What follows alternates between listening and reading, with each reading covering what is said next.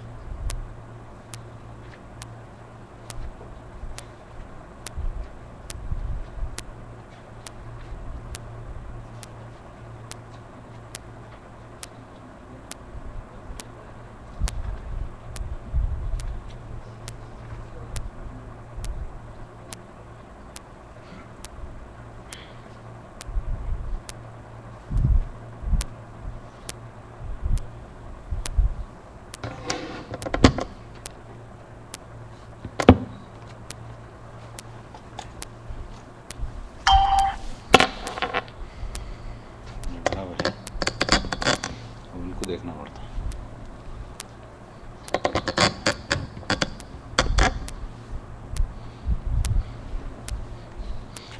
Check کر.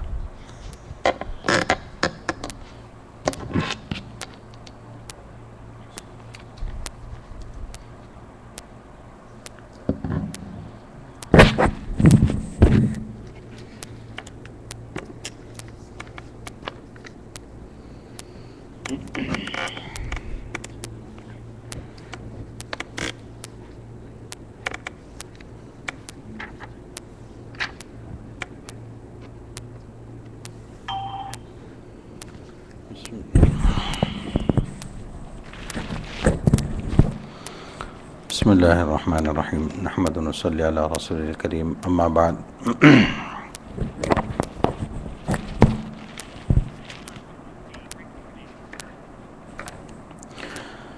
جیسا کہ کل اس پہ بات ہوئی تھی غزوہ حنین پر. غزوہ حنین کے بعد بات چل رہی تھی جس میں اللہ تبارک و تعالیٰ نے فرمایا یا ایھا الذین آمنوا انما المشرکون نجس فلا یقربوا المسجد الحرام. یہ آیت بھی پوری ہو گئی تھی. اس کے بعد والی آیت تھی آیت نمبر 29 جس میں اللہ تبارک و تعالیٰ فرماتے ہیں قاتلوا الذین لا یؤمنون باللہ ولا بالیوم الآخر. وہ اہل کتاب جو نہ اللہ پر ایمان رکھتے ہیں نہ یوم آخرت پر، اور جو اللہ اور اس کے رسول کے حرام کی ہوئی چیزوں کو حرام نہیں سمجھتے اور نہ دین حق کو اپنا دین مانتے ہیں، ان سے جنگ کرو یہاں تک کہ وہ خوار ہو کر اپنے ہاتھ سے جزیہ ادا کریں. یہاں بیسیکلی یہاں سے وہ بات شروع ہو رہی ہے جس میں اللہ تبارک و تعالیٰ نے غزوہ تبوک کا جو ذکر شروع فرمایا ہے.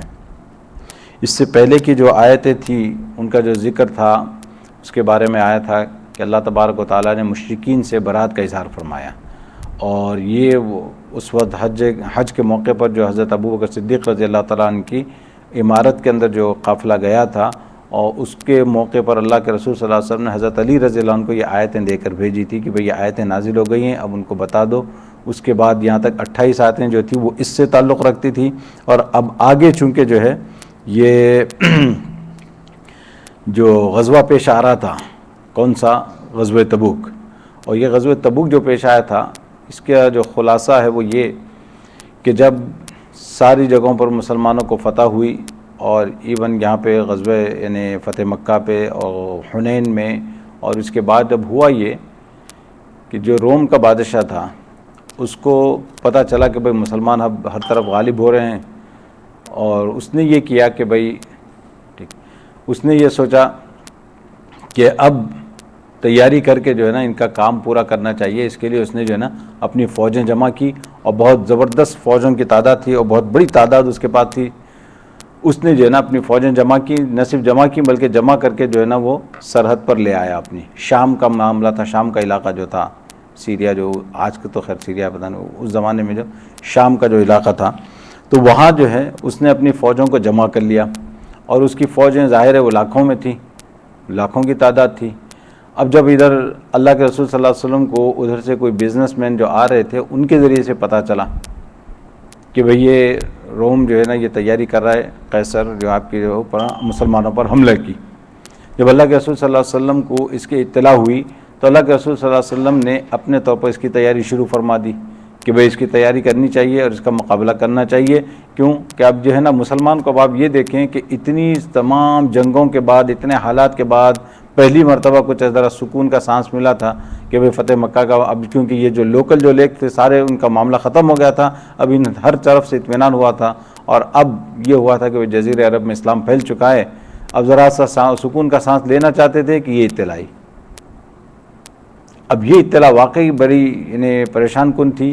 اس کی بڑی وجہ یہ تھی کہ اب تک کی جو جنگیں تھیں اگر آپ اسے غور کریں تو وہ ادھر قریش سے ہو رہی ہیں یا ادھر وہ یہود وغیرہ جو ہیں، یعنی وہ سب کے سب عرب ہیں. یہ بھی ادھر عرب ہیں، وہ بھی عرب ہیں، یہ ان کو جانتے ہیں وہ ان کو جانتے ہیں. تو لڑائی کا طریقہ اور ہر چیز جو ہے نا سب ان کی ایک جیسی ہے. کیونکہ بعض مرتبہ ہوتا ہے نا قوموں کے اندر وہی چیز چلی آ رہی، بھائی کیسے اٹیک کیا جاتا ہے، کیسے دفاع کیا جائے، ساری چیزیں ایک ہی ان کی.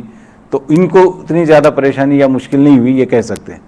تو اب رومیوں کا کہنا یہی تھا کہ بھئی ان کو اب ہم سے مقابلہ کرنا ہوگا، جیسے کہ حوازن وغیرہ کے قبیلوں نے یہ کہا تھا کہ بھئی تم اب تک تو قریش سے لڑتے رہے، ذرا ہم سے لڑ کے دیکھو. تو یہ بھی ویسے تو عرب تو یہ بھی تھے لیکن قریش سے ہٹ کے تھے، لیکن اب بات نکلی عرب سے نکل کر آگے بڑھ گئی، بات عجم میں پہنچ گئی. ان کا کہنا یہ تھا کہ بھئی اب ہمارے سے مقابلہ ہو جائے تو پھر ان کو پتہ چلے گا. اور چونکہ قیصر روم اس چیز میں مانا ہوا تھا، جیسے کہ سپر پاور ہوتی ہے اپنے زمانے کی، یہ بھی ایک ان میں سے ایک تھا. تو اس کا کہنا یہ تھا کہ اس کی آرمی بھی آرگنائز اور ان کے طریقہ کار بھی الگ اور ان کے جو جنگی سامان ہے سب چیزیں الگ الگ تھیں. اب معاملہ یہ ہوا کہ جب یہ چیز تیار ہوئی تو اللہ کے رسول صلی اللہ علیہ وسلم کو اطلاع ملی، تو اللہ کے رسول صلی اللہ علیہ وسلم نے بھی تیاری شروع فرما دی. اور آپ نے جو تیاری شروع فرمائی، آپ کا عموماً انداز یہ ہوتا تھا کہ خفیہ رکھتے تھے باتوں کو، اور جب تیاری ہوتی تھی نکلنے کا ارادہ ہوتا، مثال کے طور پر نارتھ میں جانا ہوتا تو آپ صلی اللہ علیہ وسلم عموماً کیا فرماتے کہ بھئی ہم کو ساؤتھ کی طرف جانا ہے. تو اگر کوئی دشمن بھی گھوم رہا ہو، جاسوس بھی گھوم رہا ہو، تو اس کو اطلاع ادھر کے جانے کی ملے تاکہ وہ وہاں اطلاع دے اور وہ نیوز جو ہے نا اس کو دھوکہ دینے کے لیے. اب یہ جنگ کے اندر یہ چیزیں جو ہے نا اس کی اجازت ہے. آپ صلی اللہ علیہ وسلم کر بھی یہی تھے، جب مدینے سے نکلتے آپ کو جانا ادھر ہے لیکن آپ صلی اللہ علیہ وسلم ادھر کا رخ فرماتے، پھر ادھر سے پھر ایسا راستہ کاٹ کے پھر ادھر سے جانے پھر ادھر آتے، تاکہ جو ہے نا کوئی دیکھنے والا بھی کہے بھئی ہاں میں نے دیکھا ہے ان کی لشکر نکلا ہے اور وہ اس طرف گیا ہے. ٹھیک ہے، تو اس طریقے سے. لیکن یہاں معاملہ کیا تھا کہ جب یہ غزوہ تبوک کا معاملہ شروع ہوا تو غزوہ تبوک کے لیے اللہ کے رسول صلی اللہ علیہ وسلم نے اس طرح سے کسی ان چیزوں سے کام نہیں لیا، بلکہ کھلم کھلا اعلان فرما دیا اور فرمایا کہ بھائی ہمیں روم کو جانا ہے، جو یہاں سے تبوک ایک جگہ ہے تو یہ جو ہے سرحد بنتی ہے وہاں پہ شام کے علاقے کی. تو تقریباً آپ سمجھے مدینے سے یہ 800 میل کا فاصلہ ہے، 800 میل. اور یہ اب آپ جو ہے نا نہ ہوائی جہاز کا سفر ہے نہ کار کا سفر ہے، 800 میل جو ہے یہ پیادے جائیں گے یا پھر گھوڑوں پہ یا پھر اونٹوں پہ. کتنے دن لگ سکتے ہوں گے اور کیسے کیسے جنگلوں سے انسان کو گزرنا ہوگا، کیا کیا حالات آتے ہوں گے، انسان سوچ سکتا ہے.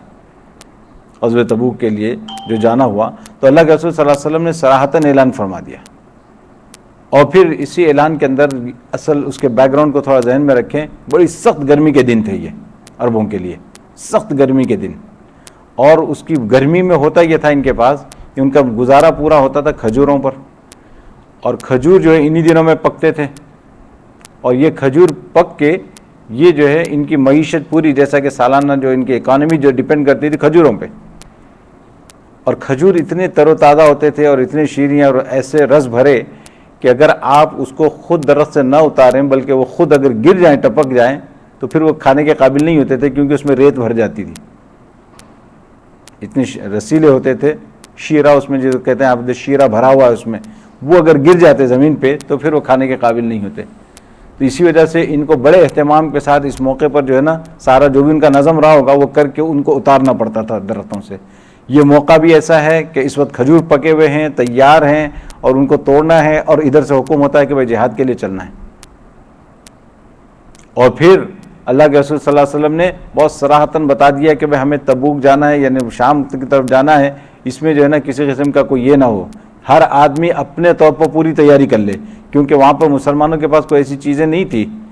تو اس کو جو ہے نا 2-3 اور غزوۃ ذات الرقاع بھی کہا جاتا ہے. اس کو رقاع کے معنی آتے ہیں جو چیتھڑے ہوتے ہیں نا، کپڑے کے ٹکڑے جو ہوتے ہیں چھوٹے چھوٹے کپڑے وغیرہ، ان کے جو ان کو کہا جاتا ہے، چندی بولتے تھے ایسا لفظ جو.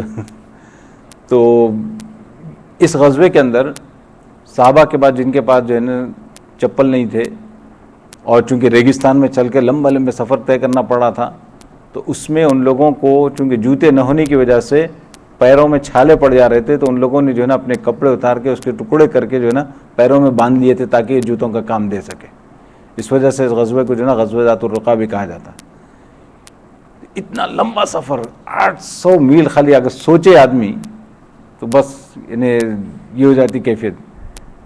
آج بھی جو ہے نا اتنی سب کچھ سہولتوں کے باوجود ہم گاڑی میں 800 میل کا سفر، پہلے تو آدمی کتنے دن سے پلاننگ کرتا ہے اور کیا کیا تیاری کرتا ہے اس کے لیے. تو بہرحال جب اللہ کے رسول صلی اللہ علیہ وسلم نے اعلان فرمایا اور صحابہ کے اندر سب یہ کھلبلی مچ گئی، اور صحابہ جو ہے نا اب یہ بڑا آپ اندازہ گئے امتحان کا موقع ہے، ریل امتحان کا موقع ہے.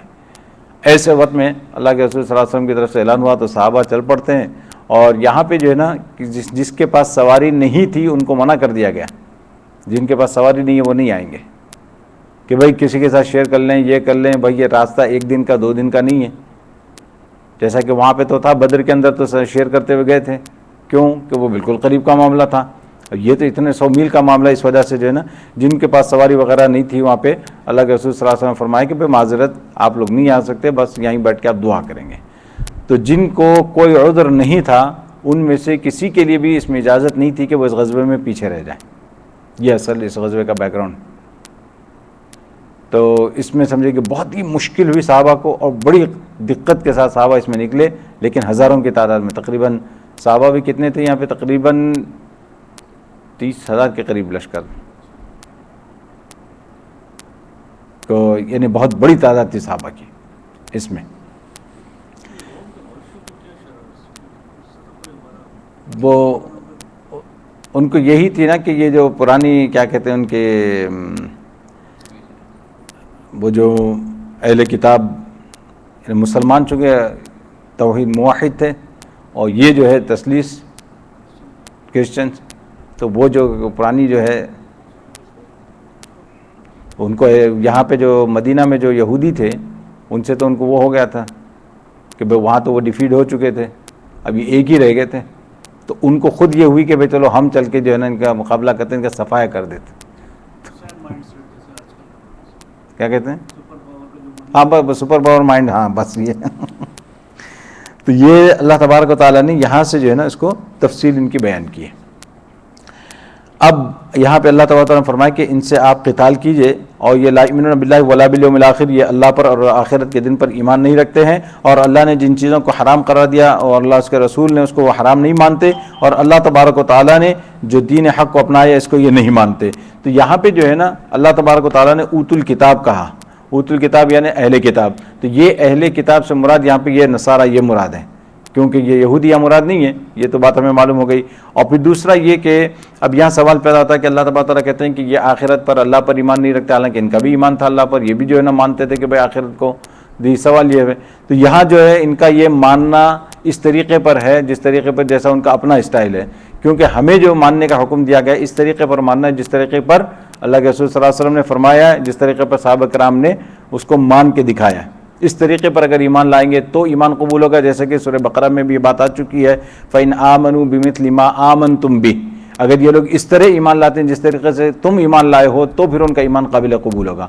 تو یہ وہ چیز تھی، تو اس وجہ سے اللہ تعالیٰ نے فرمایا۔ اچھا یہاں پہ جو ہے نا جزیہ کا لفظ آتا ہے، جزیہ کس کو کہا جاتا ہے؟ جزیہ جو ہے نا بنیادی طور پر یہ ٹیکس ہے ایک، اور یہ ٹیکس کس سے لیا جاتا ہے؟ یہ ٹیکس جو ہے نا وہ اس غیر مسلم سے لیا جاتا ہے جو مسلم ریاست کے اندر رہتا ہو، جو مسلم ریاست کے اندر رہنے والا جو ہوتا ہے اس سے لیا جاتا ہے، اور یہ جو ہے یہ بنیادی طور پر ان سے لیا جاتا ہے کہ بھائی جو لڑنے کی صلاحیت گویا کہ اس میں رکھتے ہوں، جو لڑنے کی صلاحیت نہیں رکھتے ان سے یہ ٹیکس نہیں لیا جاتا۔ مثال کے طور پر عورتوں سے ٹیکس نہیں لیا جاتا، بچوں سے ٹیکس نہیں لیا جاتا، جو بہت کمزور ان سے ٹیکس نہیں لیا جاتا، اور اسی طریقے سے جو تاریکی دنیا ہو کر جو ہے نا جو اپنے گرجاؤں میں اور اپنے چرچوں میں ہوتے ہیں ان سے بھی ٹیکس نہیں لیا جاتا، یہ انہی سے لیا جاتا ہے جو باضابطہ فوجی ٹائپ کے جو لوگ ہوں یا واریر جو بن سکتے ہوں ان سے جو ہے نا یہ لیا جاتا ہے۔ اور دوسرا یہ کہ اس کے اندر وہ مقصد یہ ہوتا ہے کہ ان کو بھی پروٹیکشن دی جائے جس طریقے سے مسلمانوں کو پروٹیکشن حاصل ہوتی ہے اسلامک گورنمنٹ کے اندر، تو ان کو بھی جو ہے نا یہ گویا کہ جو ٹیکس جو لیا جاتا ہے اس کا مقصد یہ ہے کہ ان کو حفاظت فراہم کی جائے۔ اور ویسے اصولاً تو جو ہے نا کیا ہونا چاہیے تھا؟ اصولاً تو ان کو قتل کر دیا جانا چاہیے تھا، اصولاً تو یہ قتل کر دیے جانے چاہیے تھے، لیکن معاملہ یہ نہیں ہے جیسے کہ بعض حضرات نے کہا کہ بھائی یعنی طرح طرح کی اس میں باتیں آپ کو ملے گی، لیکن بس میں صرف یہاں پہ اشارہ کرتا ہوں چلوں گا، کیونکہ یہ جو ہے نا یہ صرف ان کی پروٹیکشن جو ہوتی ہے اسلامک گورنمنٹ کی طرف سے اس کی جو ہے نا یہ ہوتی ہے، اور کیسے اللہ کے رسول صلی اللہ علیہ وسلم نے اس سلسلے میں جو ہدایتیں دی ہیں اور آپ صلی اللہ علیہ وسلم نے جو ایسی باتیں بتائی ہیں اس سلسلے میں کہ بھائی اتنا بوجھ نہ ڈالو کسی پر، ٹیکس زیادہ عائد نہ کرو، اور جو ہے نا اور اگر آپ دیکھیں گے تو ٹیکس بھی بہت نامنل ہوتا تھا برائے نام، اور وہ کس لیے ہوتا تھا؟ حتیۃ جیسے عین یدیم وہم صاغرون، ان کو یہ بتانے کے لیے کہ بھائی تم یہاں پہ جو ہے نا ٹیکس دیتے ہو، ٹیکس دے کر یہاں رہتے ہو، تو وہ اس کانسیپٹ کو جو ہے نا یہ کرنے کے لیے، مقصد یہ نہیں ہے۔ بعد لوگوں نے کہا کہ بھائی اسلامک گورنمنٹ کی آمدنی یہ ہوتی تھی صرف ٹیکس، لوکل لوگ اس وجہ سے ان لوگوں نے کہا کہ بھائی اگر کوئی مسلمان ہو جاتا تو ان کو مسئلہ ہو جاتا تھا کہ اب یہ مسلمان ہو گیا ایسے ٹیکس نہیں لے سکتے. یعنی طرح طرح کی باتیں ہیں. حالانکہ آپ دیکھیں تو آپ کو معلوم ہوگا کہ شروع سے جو مقصد ہے اس قتال کا یا جہاد کا، وہ مقصد برائے جو ہے نا ملک گیری یا یہ کہ اپنی شان و شوکت بتانا، یہ مقصد نہیں ہے. مقصد صرف اعلاء کلمت اللہ ہے، اللہ کی بات کو پہنچانا، اللہ کی بات کو اونچا رکھنا. مقصد صرف یہ، جتنے لوگ ایمان لے آئے وہی تو مقصد ہے ہمارا. بات ختم. تو مگر یہ سب آپ کو ملے گا سننے کے لیے، اس لیے میں آپ کے کانوں میں یہ چیز پہنچانا چاہتا ہوں. پھر اس کے بعد اللہ تبارک و تعالیٰ کے فرماتے ہیں وقالت الیہود عزیر ابن. اب آگے چل کر انشاءاللہ اس کے ہی حوالے آئیں گے آپ کو پورے اور تفصیل سے. اللہ تبارک و تعالیٰ نے جو ہے نا یہ منافقین جو تھے انہوں نے طرح طرح کے بہانے کیے جانے کے لیے. جب اللہ کے رسول صلی اللہ علیہ وسلم نے جب بھرتی کا یہ معاملہ فرمایا تو اس مرتبہ تو منافقین نے جانے سے پہلے ہی بہانے کر رہی ہے کہ ہم اس وجہ سے نہیں جا سکتے، ہم اس وجہ سے نہیں جا سکتے، ہم اس وجہ سے نہیں جا سکتے. اللہ کے رسول صلی اللہ علیہ وسلم نے فرمایا ٹھیک ہے ٹھیک ہے ٹھیک ہے، آپ کو معلوم تھا کون کون منافق ہے اور وہ کیسے کیسے بہانوں کے ساتھ وہ آ رہے تھے. اللہ کے رسول صلی اللہ علیہ وسلم کو یہ چیزیں معلوم تھی، تو اس وجہ سے اللہ کے رسول صلی اللہ علیہ وسلم اجازت دیتے رہے. لیکن جو مخلصین جو حضرات تھے وہ تمام کے تمام گئے، لیکن پھر بعد میں آگے آئے گا کہ کچھ حضرات نہیں جا سکے. وہ کیا ہوا انشاءاللہ اس کی بات آ رہی ہے. تو آگے فرماتے ہیں وقالت الیہود عزیر ابن اللہ. اللہ تبارک و تعالیٰ فرماتے ہیں یہودی تو یہ کہتے ہیں کہ عزیر اللہ کے بیٹے ہیں، اور نصرانی یہ کہتے ہیں کہ مسیح اللہ کے بیٹے ہیں. یہ سب ان کی منہ کی بنائی ہوئی باتیں ہیں. اللہ تبارک و تعالیٰ فرماتے ہیں یہ ان لوگوں کی سی باتیں کر رہے ہیں جو ان سے پہلے کافر ہو چکے ہیں. اب یہ دیکھیں یہاں پہ جو ہے نا عزیر جو ہے نا یہ بھی ایک بہت بڑے پیغمبر گزرے ہیں جن کا وہاں پہ جو ہے نا ہلکا سا ذکر آیا تھا سورہ بقرہ کے اندر، جہاں پہ جو ہے نا ان کے گدھا اور جو ہے نا ان کا توشہ، اس کے بارے میں اللہ تعالیٰ فرمایا نے انہوں نے کہا کہ بستی کیسے زندہ ہوگی، تو اللہ نے جو ہے نا ان کو بھی موت دے دی اور پھر ان کو دوبارہ زندہ کیا. فرمایا 100 سال تک اس کے بعد جو ہے نا وہ ان کا یہ ذکر ہے. تو یہودی کا معاملہ یہ ہے کہ بعض یہودی جو ہے نا ان کو حضرت عزیر علیہ السلام کو بعض حضرات نے لکھا ہے کہ بھائی وہ اللہ مانتے تھے، بعد نے کہا کہ اللہ کا بیٹا مانتے تھے، جیسے کرسچنوں کا معاملہ ہے. اور یہ کیوں؟ اس وجہ سے کہ بھائی ان کو جو تورات وغیرہ کا معاملہ ہے کہ بخت نصر کا جب حملہ ہوا تھا یہودیوں پر، اس بخت نصر کے حملے میں جو ہے نا ان کی تورات جو ہے نا پوری تباہ ہو گئی تھی، پوری ختم ہو گئی تھی. تو اب جو لکھوایا گیا تورات کو دوبارہ تو حضرت عزیر علیہ السلام کی یادداشت سے، جب ان کی یادداشت سے یہ چیز لکھی گئی، اس وجہ سے یہودیوں کے یہاں ان کا اتنا مقام ہے کہ ان بعد میں تو ان کو جو ہے نا وہ اللہ کا بیٹا ہی بنا دیا. تو یہ ہے وہ یہاں پہ. اور دوسرا یہ کہ یہاں پہ ایک بات بہت زبردست سمجھنے کی ہے، یہودیوں میں جو ہے نا یہ کانسیپٹ آپ کو نہیں ملتا، کیونکہ تو یہودی یہ موحد شمار کیے جاتے ہیں. آج بھی آپ ان سے پوچھیں تو کم از کم کرسچنس کے پاس تو یہ نا تثلیث کا عقیدہ ہے، ٹرینیٹی کا عقیدہ ہے. ان کے پاس وہ نہیں ہے، وہ تو ایک ہی مانتے ہیں اللہ کو. تو پھر اللہ نے یہاں کیسے کہہ دیا وقالت الیہود عزیر ابن اللہ، یہ عزیر کو انہوں نے اللہ کا بیٹا قرار دیا. فرماتے ہیں کہ یہ ان یہود کا عقیدہ تھا جو عرب میں آباد تھے اس وقت. تو اس سے کیا معلوم ہوا کہ پورے یہودیوں کا یہ عقیدہ نہیں تھا. اور دوسرا یہ کہ جو آج یہودی ہیں یا دوسری جگہ پہ جو یہودی آباد تھے اس زمانے میں بھی اگر ہوں تو ان کا یہ عقیدہ نہیں تھا، لیکن جو عرب میں تھے اور وہیں پہ قرآن نازل ہو رہا ہے. اور اس ریفرنس سے اگر آپ دیکھیں تو یہ اللہ تبارک و تعالیٰ نے یہ حوالہ دیا ہے وقالت الیہود عزیر ابن اللہ. اور حضرت علی سے بھی ایک روایت اس سلسلے میں آتی ہے کہ وہ فرماتے ہیں کہ بہت کم لوگ تھے جو اس طرح کے یعنی اللہ کو جو ہے نا حضرت عزیر کو جو ہے ابن اللہ مانتے تھے. اور نصارہ کا معاملہ اللہ تبارک و تعالیٰ نے فرما دیا. اس کے بعد جو آیت میں اللہ تبارک و تعالیٰ بیان فرماتے ہیں کہ اتخذوا احبارهم ورهبانهم اربابا من دون اللہ، انہوں نے اللہ کے بجائے اپنے احبار یعنی یہودی علماء اور راہبوں یعنی عیسائی درویشوں کو خدا بنا لیا ہے، اور مسیح ابن مریم کو بھی، حالانکہ ان کو ایک خدا کے سوا کسی کی عبادت کرنے کا حکم نہیں دیا گیا تھا. یعنی اب دیکھیں اللہ تبارک و تعالیٰ فرماتے ہیں کہ انہوں نے کیا کیا، احبارہم ورہبانہم. احبار اور رہبان کس کو کہا جاتا ہے؟ احبار یعنی یہ جو حبر کی جمع ہے، یہ جو یہودی علماء جو ہوتے ہیں ان کے، یہ یہودی جو اسکالرز ہوتے ہیں ان کو کہا جاتا ہے احبار. اور یہ جو رہبان جو ہیں، رہبان یہ رہبانیت سے یہ ان کے ہیں نصارہ کے، کرسچنس کے جو ہیں. تو اللہ تبارک و تعالیٰ فرماتے ہیں کہ ان لوگوں نے ان کو کیا کیا، خدا بنا لیا. کیسے خدا بنا لیا بھائی؟ سوال پیدا ہوتا ہے کہ حضرت عدی بن حاتم یہ بعد میں جب ایمان لے آئے، ایمان لانے کے بعد جو ہے نا انہوں نے کہا کہ بھائی اللہ نے تو یہ کہا کہ بھائی ہم نے ان کو جو ہے نا ان کو خدا بنا لیا، ہم نے ان کو خدا نہیں بنایا تھا. وہ کرسچن تھے جب، تو انہوں نے کہا کہ ہم نے خدا تو نہیں بنایا تھا ان کو. تو پھر اللہ کے رسول صلی اللہ علیہ وسلم نے فرمایا کہ بھائی کیا ان کو پورا اختیار نہیں تھا کہ جو چاہے تمہارے لیے فیصلہ کرے حرام حلال کا؟ تو بولے ہاں یہ تو تھا. بولے اسی کو کہا اللہ تبارک تعالیٰ نے کہ بھائی جو اختیار اللہ کا تھا وہ اختیار تم نے ان کو دے دیا کہ بھائی حرام حلال کا اختیار سوائے اللہ کے کسی کو نہیں، کسی نبی کو بھی نہیں ہے. تو وہی اختیار تم نے اپنے بڑوں کو دے دیا، اپنے اسکالرز کو دے دیا. تو اللہ تعالیٰ فرماتے ہیں یہی تو جو ہے نا ارباب ہے، یہی تو تم ان کو رب بنانا ہے، خدا بنانا ہے. تو اس لیے فرمایا اتخذوا احبارهم ورهبانهم اربابا من دون الله والمسيح ابن مریم. اللہ تبارک تعالیٰ فرماتا ہے کہ یریدون ان یطفئوا نور اللہ بافواہہم ویأبی اللہ الا ان یتم نورہ ولو کرہ الکافرون. یہ لوگ چاہتے ہیں کہ اللہ کے نور کو اپنے منہ کی پھونکوں سے بجھا دے، حالانکہ اللہ کو اپنے نور کی تکمیل کے سوا ہر بات نامنظور ہے، چاہے کافروں کے بات کتنی بری لگتی ہے. اللہ تبارک تعالیٰ فرماتے ہیں کہ یہ کوششیں کریں گے، اور یہ سب باتیں جو ہے نا یہ جو آ رہی ہے یریدون ان یطفئوا نور اللہ بافواہہم، یہ آپ کو اور جگہ پر بھی آیت آئے گی. ان کا خلاصہ یہی ہے کہ اللہ تبارک تعالیٰ فرماتے ہیں کہ کافروں کی کوشش ہوگی کہ کسی طریقے سے اسلام کو بجھا دیں، ختم کر دیں، نبی پاک علیہ السلام کو ختم کر دیں. تو ان کا کہنا یہ تھا کہ نبی پاک علیہ السلام کو ختم کر دیں تو قضیہ ختم ہو جائے گا، معاملہ ختم ہو جائے گا. لیکن اللہ نے فرمایا کہ اللہ تبارک و تعالیٰ جو ہے نا الا ان یتم نورہ، اللہ اپنے نور کو پورا کر کے رہیں گے. یہ اللہ کا وعدہ ہے. اللہ تبارک و تعالیٰ نے بہت سی جگہ پر قرآن میں یہ وعدہ فرمایا. هو الذی ارسل رسولہ بالہدی ودین الحق لیظہرہ علی الدین کلہ ولو کرہ المشرکون. دیکھیں یہ بھی زبردست آیت ہے. وہ فرماتے ہیں وہی اللہ تو ہے جس نے اپنے رسول کو ہدایت اور سچا دین دے کر بھیجا ہے تاکہ اسے ہر دوسرے دین پر غالب کر دے. ہر دوسرے دین پر اللہ تبارک تعالیٰ اس پہ غالب کر دے. اور یہ نبی پاک علیہ السلام کی زندگی میں اگرچہ پورا نہیں ہوا، لیکن یہ خلفائے راشدین کی زندگی میں یہ چیز پوری ہو گئی. اسی وجہ سے جو ہے نا بعض حضرات نے یہاں پہ مفسرین نے یہ بات بیان فرمائی ہے کہ یہ تکملہ ہے اللہ کے رسول صلی اللہ علیہ وسلم کی نبوت کا. یہ جو خلافت جو تھی اسی وجہ سے اس کو خلافت علی منہج نبوہ بھی کہا گیا کہ بھئی نبوت کے طریقے پر جو خلافت راشدہ قائم رہی، اس خلافت راشدہ کے دور میں آپ دیکھیں تو جزیرۃ العرب کو جو ہے نا بالکل ان سے پاک کر دیا گیا تھا، کرسچن نصارہ جو بھی تھے اور مشرکین سے ان کو پاک کر دیا گیا تھا. اور اسی وجہ سے اللہ تبارک و تعالیٰ نے واحد بھی نازل فرمائی انما المشرکون نجس فلا یقربوا المسجد الحرام، کہ یہ ناپاک ہے، مسجد حرام کے قریب یہ نہیں آ سکتے. یہ اسی وجہ سے کہ یہ جب اللہ تبارک و تعالیٰ نے حضرت عمر کے زمانے میں یہ چیز پورے طور پر جو ہے نا ان کو سب کو خالی کر دیا، پاک کر دیا. تو یہ جو ہے نا لیظہرہ علی الدین کلہ ولو کرہ المشرکون.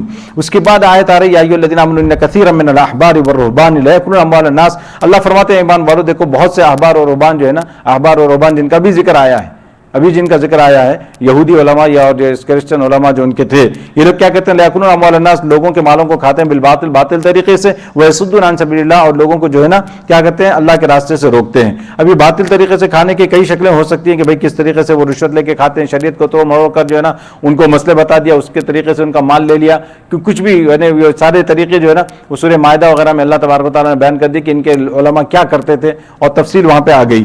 تو اللہ تبارک و تعالیٰ فرماتے ہیں کہ ان کے مالوں کو اس طریقے سے کھاتے تھے اور کیا کرتے تھے والذین یکنزون الذهب والفضة ولا ينفقون في سبيل الله، اور یہ لوگ کیا کرتے تھے جمع کر کے رکھتے تھے سونے اور چاندی کو اور اس کو اللہ کے راستے میں خرچ نہیں کرتے تھے. تو اللہ فرماتے فبشرهم بعذاب الیم، ان کو جو ہے نا خوشخبری دے دیجیے. کس کی؟ عذاب علیم کی. خوشخبری جو ہے نا عموماً اچھے کام کے لیے ہوتی ہے، اچھے کام کے لیے. تو یہاں پہ خوشخبری دینا جو ہے نا گویا کہ ایک تان کے طور پر ہے ان کے لیے، تان ہے اللہ تبارک و تعالیٰ کی طرف سے. یعنی جیسے عموماً کہا جاتا ہے نا کہ بھائی ان کو خوشخبری دے دو کہ ابھی ان کی تنبیہ ہونے والی ہے.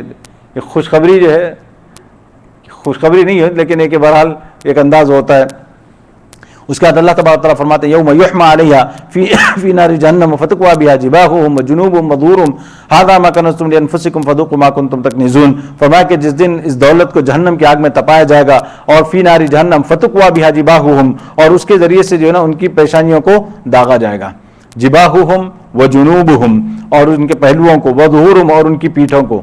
اب یہاں پہ جو ہے نا اللہ تبارک و تعالیٰ نے یہ 2-3 پہلو جو بیان کیے ہیں، ان کی پیٹھوں کو اور ان کے جو ہے نا پہلوؤں کو اور ان کے یعنی گویا کہ تمام انسان کو داغا جائے گا یہ اسی کے ذریعے سے. اور اس کے بعد فرمایا کہ ھذا ما کنتم فذوقوا ھذا ما کنتم لانفسکم فذوقوا ما کنتم تکنزون، یہی ہے جس کو تم جمع کرتے تھے اور لو اس کا آج تم مزہ چکھو. اللہ تبارک و تعالیٰ فرماتے ہیں.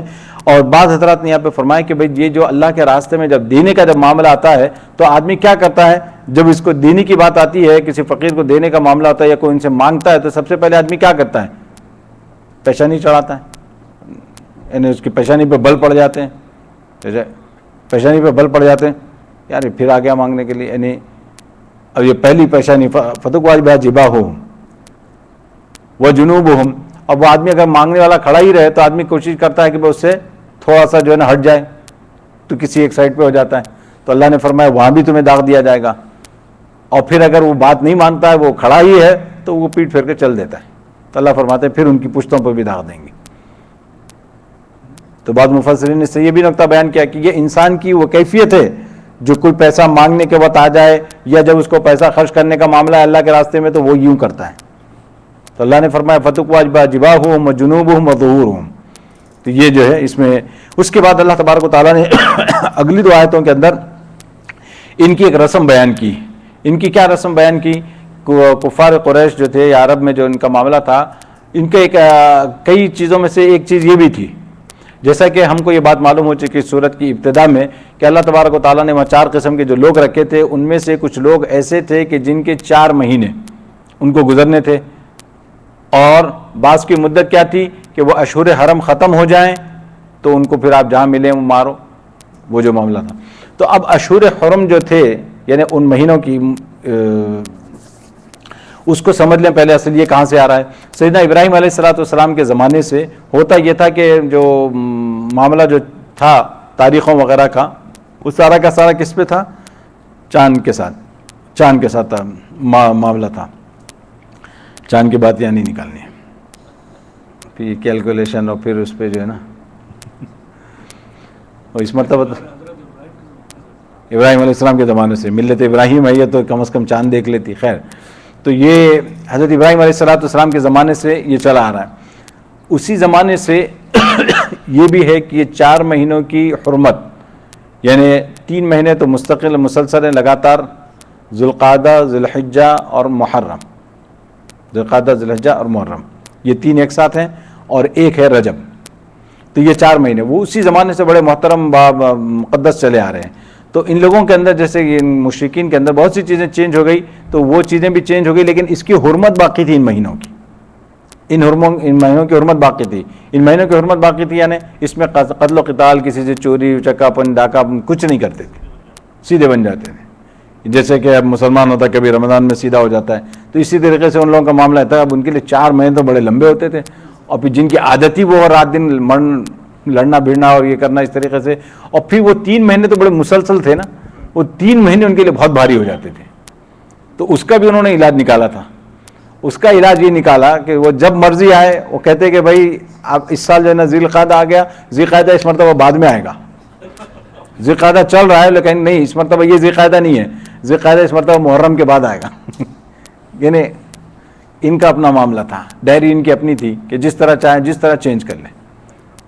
اور کبھی جو ہے نا یہ کہتے کہ بھائی اچھا نہیں، یہ ذی القعدہ تو ٹھیک ہے لیکن یہ اس مرتبہ حرمت والا نہیں ہے، یہ اس مرتبہ حرمت والا دوسرا مہینہ ہے. یعنی اس کو کبھی اس کی حرمت کو جو ہے نا آگے پیچھے کر لیتے، اور کبھی مہینوں ہی کو آگے پیچھے کر لیتے. اور کبھی کیا کرتے کہ بھائی دیکھا کہ بھائی یہ اس مرتبہ بولتے کہ ذی القعدہ آیا ہی نہیں، سال کو گھٹا دیتے، اس مرتبہ سال 10 مہینوں کا ہی ہے صرف. تو ابھی 2 مہینے کا ٹائم مل جاتا ان کو، ذی القعدہ ذی الحجہ جو کرنا ہے کر لو. تو اس طریقے سے جو ہے نا الٹی سیدھی ان کی حرکتیں پٹان ہوتی تھی. تو اللہ تبارک و تعالیٰ نے جو ہے نا اگلی 2 آیتوں کے اندر اس کا ذکر فرمایا، اور یہ بتایا کہ بھائی یہ بھی جو ہے نا ان کی عجیب عادتوں میں سے ایک عادت ہے، اس وجہ سے اللہ تبارک و تعالیٰ اس کو فرماتے ہیں. دیکھیے ان عدۃ الشہور عند اللہ 12 شہرا فی کتاب اللہ وما خلق السماوات. اللہ تبارک و تعالیٰ فرماتے ہیں حقیقت یہ کہ اللہ کے نزدیک مہینوں کی تعداد 12 مہینے ہیں. مہینوں کی تعداد اللہ کے نزدیک کتنے ہیں؟ 12 مہینے. یہ 10 کبھی بنا لیتے، کبھی 14 کر دیتے، کبھی ان کے اوپر اپنے اوپر ہے. تو اس وجہ سے فرمایا جو اللہ کی کتاب لوح محفوظ کے مطابق اس دن سے نافذ چلی آ رہی تھے جس دن اللہ نے آسمان و زمین کو پیدا فرمایا تھا. ان 12 مہینوں میں سے 4 مہینے حرمت والے ہیں، اور یہی جو ہے دین کا سیدھا سادہ تقاضا ہے. لہذا ان مہینوں کے معاملے میں اپنی جانوں پر ظلم نہ کرو، جیسا کہ اللہ تعالیٰ نے فرمایا کہ بھئی ان کا احترام کرو. اور اس زمانے میں جو عبادت کی جائے گی اس کا زیادہ ثواب ملتا تھا، اور اس زمانے میں جو عبادت کی جاتی ہے اب یہ جو ہے نا ہمارے پاس اس طرح سے حرمت باقی نہیں رہی. اس شریعت کے اندر ان مہینوں کی وہ حرمت باقی نہیں رہی، یعنی قتل و قتال منع ہے اور یہ منع ہے، یہ حرمت باقی نہیں رہی. ہاں اس کا احترام ابھی بھی ہے، ان مہینوں کا تقدس باقی ہے، ان مہینوں کی جو ہے نا اپنی اہمیت اپنی جگہ. اسی وجہ سے جو ہے نا ذکر آتا ہے کہ بھئی ان مہینوں کی حرمت اپنی جگہ ہے، لیکن یہ اس طور پر نہیں ہے جس طرح سے ان کے لیے تھی. اب اس کے بعد اللہ تبارک و تعالیٰ فرماتے ہیں آگے والی آیت دیکھیں، اس کو اللہ تبارک و تعالیٰ نے فرمایا یہ نسی کے معنی آتے ہیں یہ مہینوں کا آگے پیچھے کر دینا، تاریخوں کو جو ہے نا اپنے طور پر آگے پیچھے کر دینا. اب دیکھیں گے یہ بھی وہی تو نہیں ہے کہ یہ کیلکولیشن وغیرہ، آپ لوگ فیصلہ کریں، میں بس انما النسیء زیادۃ فی الکفر یضل به الذین کفروا یحلونہ عاما ویحرمونہ عاما اللواط وعدۃ ما حرم اللہ. اور یہ نسی یعنی مہینوں کو آگے پیچھے کر دینا، اللہ فرماتے ہیں کہ یہ کفر میں ایک مزید اضافہ ہے، ان کے کفر میں ایک مزید اضافہ ہے جس کے ذریعے کافروں کو گمراہ کیا جاتا ہے. یہ لوگ اس عمل کو 1 سال حلال کر لیتے ہیں اور 1 سال حرام قرار دیتے ہیں. جیسے میں نے کہا نا کہ وہ کہتے ہیں کہ بھئی اس سال جو ہے نا ذی القعدہ حرمت والے مہینوں میں نہیں ہے، بس وہ اگلے سال ہوگا۔ اب اس کے بعد فرماتے ہیں اللہ تبارک تاکہ اللہ نے جو مہینے حرام کیے ہیں ان کی بس گنتی پوری کر لیں، اور اس طرح جو بات اللہ نے حرام قرار دی تھی اسے حلال سمجھ لیں۔ یہ بھی جو ہے نا انسان کی ایک وہ ہے، بہت بڑی کوتاہی ہے کہ اللہ نے جس چیز کو حلال قرار دیا اس کو آپ حرام سمجھ لیں۔ جس طریقے سے یہ منع ہے کہ اللہ کے حرام کی بھی چیزوں کو آپ حلال سمجھیں، اسی طریقے سے اللہ کے حلال کی بھی چیزوں کو آپ حرام سمجھیں، یہ بھی منع ہے، اور ان کی بدعملی ان کی نگاہ میں خوشنما بنا دی گئی۔ تو اللہ تبارک و تعالیٰ نے بنا دیا، اور یہ جو ہے نا اللہ کے رسول صلی اللہ علیہ وسلم نے اس وقت اعلان فرمایا حجۃ الوداع کے موقع پر، جب آپ صلی اللہ علیہ وسلم نے ان زمانہ استدارہ کا حیتی ہے، اور کما قال علیہ الصلوۃ والسلام، کہ اللہ کے رسول صلی اللہ علیہ وسلم فرمایا کہ بھائی یہ جو اللہ تبارک و تعالیٰ نے جس دن آسمان اور زمین کو پیدا کیا تھا، اور اس دن سے جو تاریخ چلی تھی اور آج جو یہاں جو تاریخ ہے ایگزیکٹلی وہ تاریخ صحیح اس پہ پہنچ گئی ہے۔ ان لوگوں نے بہت زیادہ آگے پیچھے کیا ہے، ہیر پیر کی ہے، لیکن اس کے باوجود وہ ہوتے ہوتے یہ صحیح اس جگہ پہ آ کے بیٹھی ہے، اور آج سے جو ہے نا یہ تاریخ ہے اب یہ بدلے گی نہیں، یعنی مطلب یہ ہے کہ اب یہ اپنے صحیح اس پہ چلے گی۔ کیوں کہ اللہ تبارک تعالیٰ نے ان کا معاملہ بالکل ختم کر دیا مشرکین کا، اور ان کا اقتدار ختم ہو گیا، اور ان کی سب چیزیں ختم ہو گئی، تو اللہ تبارک تعالیٰ فرمایا کہ اب یہاں سے جو ہے نا یہ بالکل ٹھیک ہو گیا۔ اس وجہ سے اب اللہ کے رسول صلی اللہ علیہ وسلم کا جو حج واقع ہوا، آپ صلی اللہ علیہ وسلم کے جو صالح حالات ہیں وہ اسی وجہ سے جو ہے نا اب یہاں سے اس پہ واقع ہوں گے۔ آگے اللہ تبارک و تعالیٰ نے جو ہے نا یہاں سے جو ہے نا ایگزیکٹلی اب غزوہ تبوک کا جو ہے نا اب یہ منظر شروع ہو رہا ہے۔ اب یہ منظر جو ہے نا اس میں آپ دیکھتے جائیں گے مختلف پہلو آتے جائیں گے، کہیں تو کہا جا رہا ہے نکلو، کہیں تو کوئی آ کے معذرت کرے گا، کہیں تو کوئی آ کے جو ہے نا عذر پیش کر رہا ہوگا، کیا کیا ہوتا ہوگا آپ دیکھتے جائیں۔ اللہ فرماتے ہیں یا ایھا الذین آمنوا ما لکم اذا قیل لکم انفروا فی سبیل اللہ اثاقلتم الی الارض۔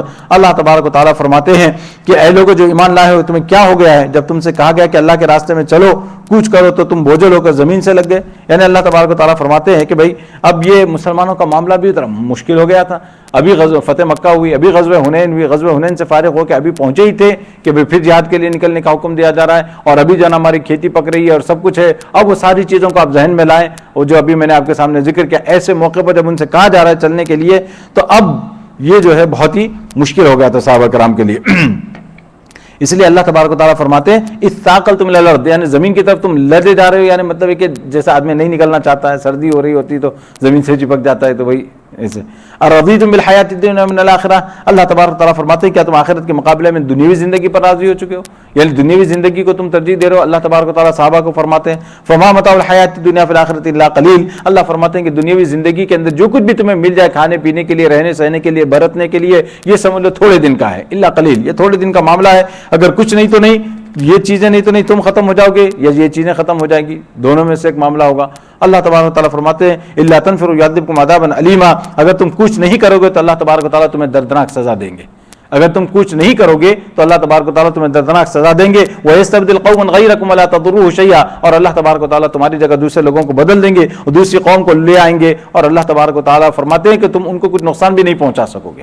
وَلَا تَضُرُّوهُ شَيْئًا، ان کو تم نقصان بھی نہیں پہنچا سکو گے۔ اچھا بھائی ہماری جگہ تم آگے تو چلو اب ان کو کچھ پریشان کرو، فرمایا کہ تم کچھ نہیں کر سکتے۔ واللہ علی کل شیء قدیر، اللہ تبارک تعالیٰ فرماتے ہیں الا تنصروه فقد نصره اللہ اذ اخرجه الذین کفروا ثانی اثنین۔ اب یہاں پہ جو ہے نا اللہ تبارک و تعالیٰ سیدنا محمد رسول اللہ صلی اللہ علیہ وسلم کا واقعہ ذکر فرماتے ہیں جو ہجرت کے وقت پیش آیا تھا، اگر تم ان کی یعنی نبی پاک صلی اللہ علیہ وسلم کی مدد نہیں کرو گے تو ان کا کچھ نقصان نہیں، کیوں؟ اللہ تبارک و تعالیٰ ان کی مدد اس وقت کر چکا ہے۔ اب آپ دیکھیں کہ اللہ تبارک و تعالیٰ نے جب فرمایا کہ بھئی غزوے کے لیے چلو، اور نبی پاک علیہ الصلوۃ والسلام کی زبانی اعلان ہو رہا ہے، تو لوگ یہ سمجھیں گے کہ اگر ہم نہیں جائیں گے تو گویا کہ اللہ کے نبی کی مدد نہیں ہو رہی ہے، اگر ہم جائیں گے تو اللہ کے نبی کی مدد ہوگی۔ تو اللہ فرماتے ہیں کہ اگر تم ان کی مدد نہیں کرو گے، اللہ کے رسول صلی اللہ علیہ وسلم کی، تو اللہ تبارک و تعالیٰ فرماتے ہیں کہ اللہ تمہارا محتاج نہیں ہے۔ کیوں؟ اللہ تبارک و تعالیٰ نے اپنے نبی کی اس وقت بھی مدد کی تھی جب جو ہے کافروں نے آپ کا پیچھا کیا اور سارے کے سارے آپ کے تعاقب میں آئے اور آپ صلی اللہ علیہ وسلم کو پکڑنے کی کوشش کی۔ اللہ تبارک و تعالیٰ فرماتے ہیں کہ اس غار میں کیسے ہم نے ان کو بچایا، ہم ہی نے بچایا ہمارے نبی کو، تو اب بھی وہ کام ہم کر سکتے ہیں۔ اور اس میں جو ہے نا مشرکین کو بھی جو ہے نا وہ سبق ہے کہ بھئی دیکھو تم ہمارے نبی کے ساتھ یہ کرنا چاہتے ہو تو ہم نے اس وقت بھی بچایا تھا، ابھی بھی بچا لیں گے۔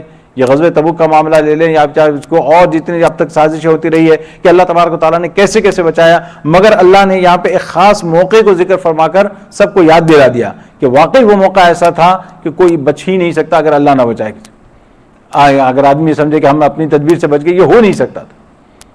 آدمی وہاں پہنچ جائیں، غار کے پاس کھڑے ہو جائیں، آپ کو ان کے پیر اندر سے نظر آ رہے ہوں، لیکن اللہ تبارک و تعالیٰ کی یہی توفیق ہے کہ بھائی جو ہے نا وہ نیچے نہیں دیکھ سکتے۔ نیچے انہوں نے دیکھا بھی تو کیا دیکھا کہ مکڑی کا جالا نظر آتا ہے، اللہ نے کیسی کیسی تدبیر کی اور کیسے اللہ تبارک و تعالیٰ نے انتظام کیا اپنے نبی کو بچانے کا. اللہ فرماتے ہیں ہم تمہارے محتاج نہیں ہیں, تم مدد کرو تمہارا فائدہ ہوگا. یہ ایسے وقت جب مکہ سے نکالا تھا, وہ دو آدمیوں میں سے دوسرے تھے, جب وہ دونوں غار میں تھے, جب وہ اپنے ساتھی سے کہہ رہے تھے غم نہ کر اللہ ہمارے ساتھ ہے, لا تحزن ان اللہ معنا. یہ بڑی زبردست آیت ہے اور بڑا جو ہے نا یہ یہاں پہ جو ہے نا اس وجہ سے فرماتے ہیں اذ یقول لصاحبہ, جب انہوں نے اپنے ساتھی سے یہ کہا. یہ صاحب کا جو لفظ استعمال کیا گیا کس کے لیے ہے؟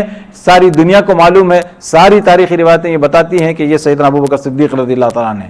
اسی وجہ سے فرماتے ہیں کہ اگر اسے صحابہ کی صحابیت میں کوئی شک کرے یا کوئی یہ کرے تو اس کے کم از کم اس کے ایمان کا خطرہ نہیں ہے, لیکن اگر کوئی حضرت ابوبکر صدیق کی صحابیت میں شک کرے گا تو وہ آیت کا انکار کر رہا ہے. یعنی سیدنا ابوبکر صدیق کی صحابیت, سیدنا ابوبکر صدیق کا مقام, اس کا اندازہ نہیں کر سکتی دنیا.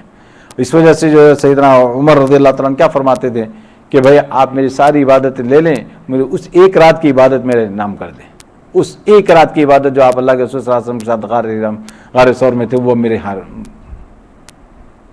بہت زبردست بات تھی. اللہ تبارک تعالیٰ نے قرآن میں اس کو اس طرح نقل فرمایا اذ یقول لصاحبہ لا تحزن ان اللہ معنا فانزل اللہ سکینتہ علیہ وایدہ بجنود لم تروها. اللہ تبارک تعالیٰ فرماتے ہیں چنانچہ اللہ نے ان پر اپنی طرف سے تسکین نازل فرمائی اور ان کی ایسے لشکروں سے مدد کی جو تمہیں نظر نہیں آئے. اور جو تمہیں نظر نہیں آئے کا مطلب ابھی کیسے کیسے لشکر ہے؟ اللہ نے فرشتوں سے مدد کی, یا کیا ہے اللہ تبارک تعالیٰ نے سورس استعمال کیے جو ہم کو نظر نہیں آئے, اللہ تبارک تعالیٰ نے مدد کی.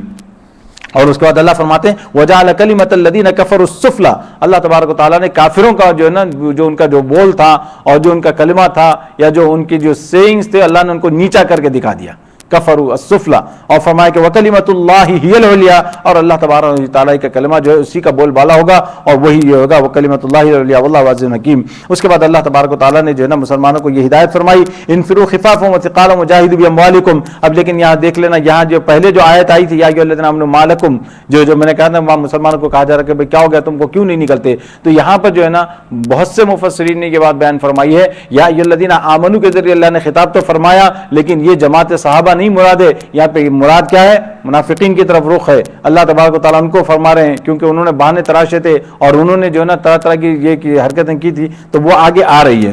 تو یہاں پہ آمنو کا تو لفظ ہے لیکن چونکہ وہ بھی مسلمانوں ہی کے اندر رہتے ہیں, اپنے آپ کو مسلمان کہتے ہیں, اس وجہ سے قرآن نے جو ہے نا اس طرح ایڈریس کیا تاکہ جو ہے نا وہ سب کو شامل ہو جائے. انفروا خفافا وثقالا وجاہدوا باموالکم وانفسکم. اللہ تبارک تعالیٰ فرماتے ہیں اسی طریقے سے جہاد کے لیے نکل کھڑے ہو, چاہے تم ہلکے ہو یا بوجھل ہو, اور اپنے جان و مال سے اللہ کے راستے میں جہاد کرو. اور اگر تم سمجھ رکھتے تو یہی تمہارے حق میں بہتر ہے. یہ دیکھیں انفروا خفافا وثقالا, تم چاہے بوجھل ہو یا ہلکے ہو, یعنی چاہے تمہاری ذمہ داریاں ہوں چاہے ذمہ داریاں نہ ہو, چاہے تمہارے پاس مال و دولت ہو یا نہ ہو, چاہے تم نکل سکتے ہو یا نہیں نکل سکتے ہو, مگر یہ کہ تم نکلو کسی بھی شکل میں, کیونکہ اب یہ موقع ایسا ہے کہ اس وقت اسلام کا معاملہ ہے, پورے اسلام داؤ پہ لگا ہوا ہے. اس وجہ سے ہر ایک کے لیے کہا جا رہا ہے کہ بھئی یہاں سے نکلو تم.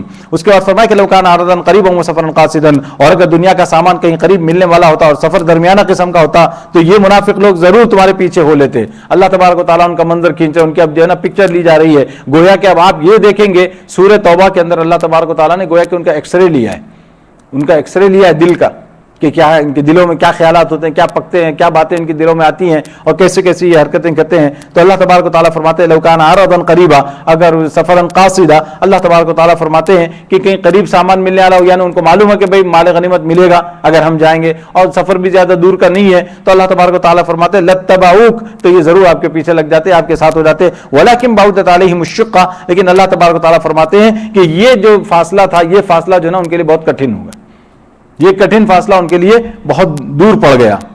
اب اس کے بعد وَسَيَحْلِفُونَ بِاللَّهِ لَوِ اسْتَطَعْنَا لَخَرَجْنَا مَعَكُمْ.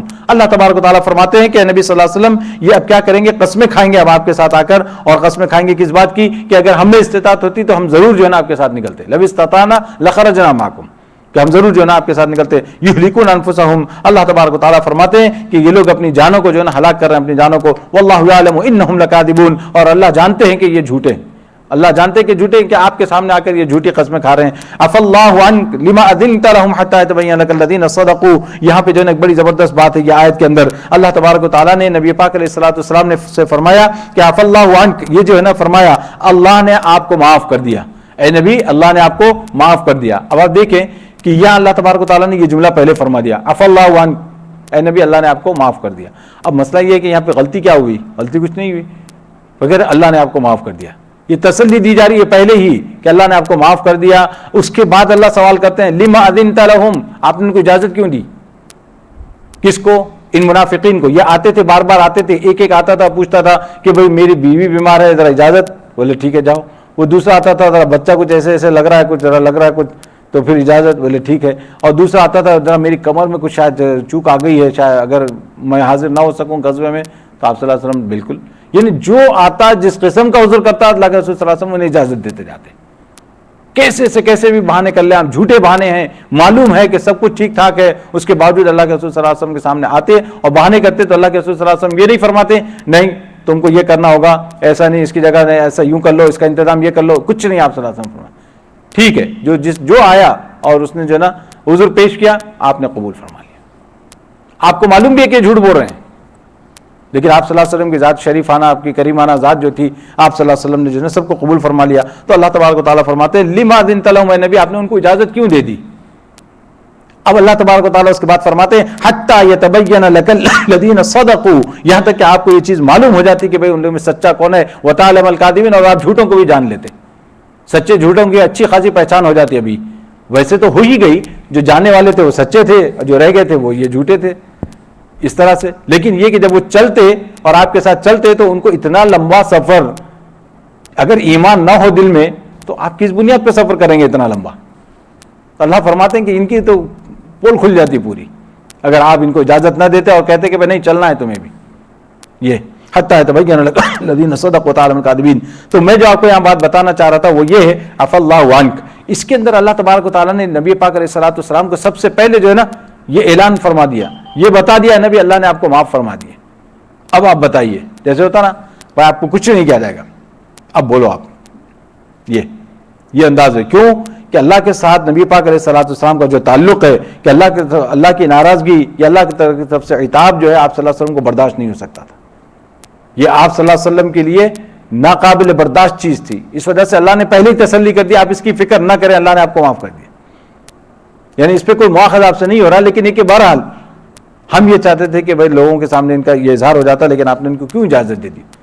اب اس کے بعد اللہ تبارک و تعالیٰ نے آگے جی آیتوں کے اندر دو باتیں بیان فرمائی ہے. اس میں فرمایا کہ بھائی دیکھیے یہ جو متقی لوگ ہیں، جو مسلمان ہیں، پرہیزگار ہیں، یہ لوگ آپ سے اجازت نہیں مانگیں گے. ہاں جن کا اللہ پر ایمان نہیں ہے وہی لوگ آپ سے اجازت مانگیں گے. انما یستأذنک الذین لا یؤمنون باللہ.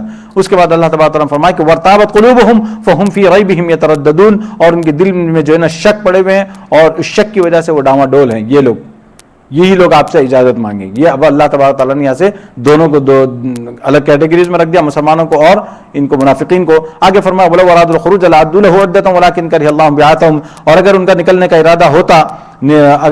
نکلنے کا ارادہ ہوتا تو فرماتے ہیں اس کے لیے انہوں نے کچھ نہ کچھ تیاری کی ہوتی. اللہ تبارک و تعالیٰ فرماتے ہیں کہ یہ آ کے بہانے بازی تو کر رہے ہیں، لیکن جب ان کے لیے نکلنا تھا اور اتنا لمبا سفر تھا، یہ کب ہو رہا ہے؟ یہ بالکل این نکلتے بتا کہ آپ صلی اللہ علیہ وسلم سے عذر معذرت کی جا رہی ہے، اب آپ قافلہ جا رہا ہے، لشکر نکل رہا ہے، ذرا ہمیں اجازت دے دیجیے، میری یہ مجبوری آ گئی، یہ میری مجبوری آ گئی. اللہ فرماتے ہیں کہ تمہاری مجبوری تو اب آئی ہوگی نا. اتنے دن پہلے جو اعلان ہوا تھا اس کے وقت سے آج تک تیاری کیا کی تم نے؟ یہ تو صرف زبانی جمع خرچ والی بات ہو گئی. اب یہ دیکھیے یہ زبانی جمع خرچ جو ہے نا یہ آج بہت ہوتا ہے ہمارے ساتھ بھی. اب اسی سے اگر آپ یہ مسئلہ نکال لیں کہ بھائی کون سی بہت سی چیزیں ایسی ہے کہ شریعت کے اندر پہلے سے جو ہے نا آدمی جو ہے نا وہ تیار کر بیٹھا ہے کہ بھائی رمضان آئے گا میں روزہ ہی نہیں رکھوں گا. ایک مثال، کسی نے پہلے سے ہی سوچ لیا کہ روزے ہی نہیں رکھنے مجھے، بس میں اتنا لمبا بھوکا نہیں رہ سکتا، یا جو بھی اس نے سوچ لیا. اب وہ رمضان آیا، اتفاق سے وہ بیمار بھی ہو گیا. اب اس کے بعد تو ریئل جینیون ریزن ہے کہ بھائی روزے نہ رکھے، لیکن اس کو سزا ملے گی اس کی کہ جو اس نے نیت کی تھی. یہ وہ بات ہے وَلَوْ أَرَادُوا الْخُرُوجَ لَأَعَدُّوا لَهُ عُدَّةً، کہ کچھ تو تیاری کی ہوتی، تم نے کچھ تیاری کی، تمہاری نیت ہی نہیں، کچھ ہے ہی نہیں، ایسے ہی. تو یہ جو ہے نا اس وجہ سے فرماتے ہیں کہ شریعت کا معاملہ جو ہے کہ جہاں تم اپنی انٹینشن ہو، جہاں تم اپنی زبان سے کچھ کہتے ہو تو اپنے عمل سے بھی کچھ اس کا پروف ہونا چاہیے. آپ کا عمل بھی اس کی صداقت کرے، اس کی جو ہے نا تصدیق کرے کہ بھائی ہاں یہ آدمی سچا ہے جو بات کہہ رہا ہے. بہت سی مرتبہ ہوتا ہے کہ بعض مرتبہ آپ پوری تیاری کر کے بھائی میں جماعت میں پہنچوں گا، نماز کے لیے مسجد جاؤں گا، بس خالی سوچ رہا ہے آدمی، خالی گھر میں بیٹھے سوچ رہا ہے، دیکھ رہا ہے، گھڑی بھی دیکھ رہا ہے، مگر نکل نہیں رہا ہے. اس سے تھوڑی جماعت کا ثواب ملنے کا. جماعت کا ثواب تو اس وقت ہے کہ بھائی آپ کو وہ معلوم ہے کہ بھائی نکلنا ہے، آپ نکل پڑے. اب آپ ٹریفک میں پھنس جاتے ہیں یا اور کوئی مسئلہ ہو جاتا ہے، آتے آتے دیر ہو جاتی ہے، جو بھی اب جو ہے اللہ تبارک تعالیٰ آپ کو اجر دیں گے کہ بھائی آپ تو نکل پڑے تھے اپنے وقت کے حساب سے. ٹھیک ہے، یا بیک اپ لمبا ہو گیا کہ بھائی پارکنگ لاٹ میں لمبی لائن لگی، کچھ بھی ہو سکتا ہے، تو آپ کو اس کا ثواب مل جائے گا. تو ولو اراد الخروج لعدوا عدتهم ولكن كره الله بعاثهم فثبهم وقيل اقعدوا مع القاعدين. اللہ تبارک و تعالیٰ فرماتے ہیں لیکن اللہ نے ان کا اٹھنا پسند ہی نہیں کیا اور اس لیے انہیں جو ہے نا سست پڑا رہنے دیا. کرہ اللہ انبعاثهم، اللہ نے جو ہے نا ان کا اٹھنا ہی پسند نہیں کیا. یہ آئی نہیں، یہ بہتر ہے کہ ایسے ہی رہیں گے، پڑے رہیں گے. وقیل اقعدوا مع القاعدین. اور اللہ تبارک و تعالیٰ فرماتے ہیں جو لوگ بیٹھے ہیں ان کے ساتھ تم بھی بیٹھے رہو. جو بیٹھے ہیں یعنی جو عذر کی وجہ سے، جو اپاہج ہونے کی وجہ سے بیٹھے ہوئے ہیں، تم بھی ان کے ساتھ بیٹھے رہو. اور اللہ تبارک تعالیٰ فرماتے ہیں لو خرجوا فیکم ما زادوکم الا خبالا، اور اگر یہ لوگ آپ کے ساتھ نکل کھڑے ہوتے تو سوائے فساد پھیلانے کے اور تمہارے درمیان اور کچھ نہ کرتے. اللہ نے فرمایا کہ ان کا نہ آنا ہی بہتر تھا، لیکن اگر یہ آتے تب بھی جو ہے نا آپس میں فساد پھیلاتے، ادھر جا کے کچھ بات کرتے ادھر جا کے بات کرتے، کیونکہ ان کا کام ہی کچھ نہیں ہے. اب بھائی کتنے دن کا سفر ہے، 800 میل کا جو ہے نا سفر ہے. اب ان کو جو ہے نا اپنی سوچتی ہے ان دنوں میں.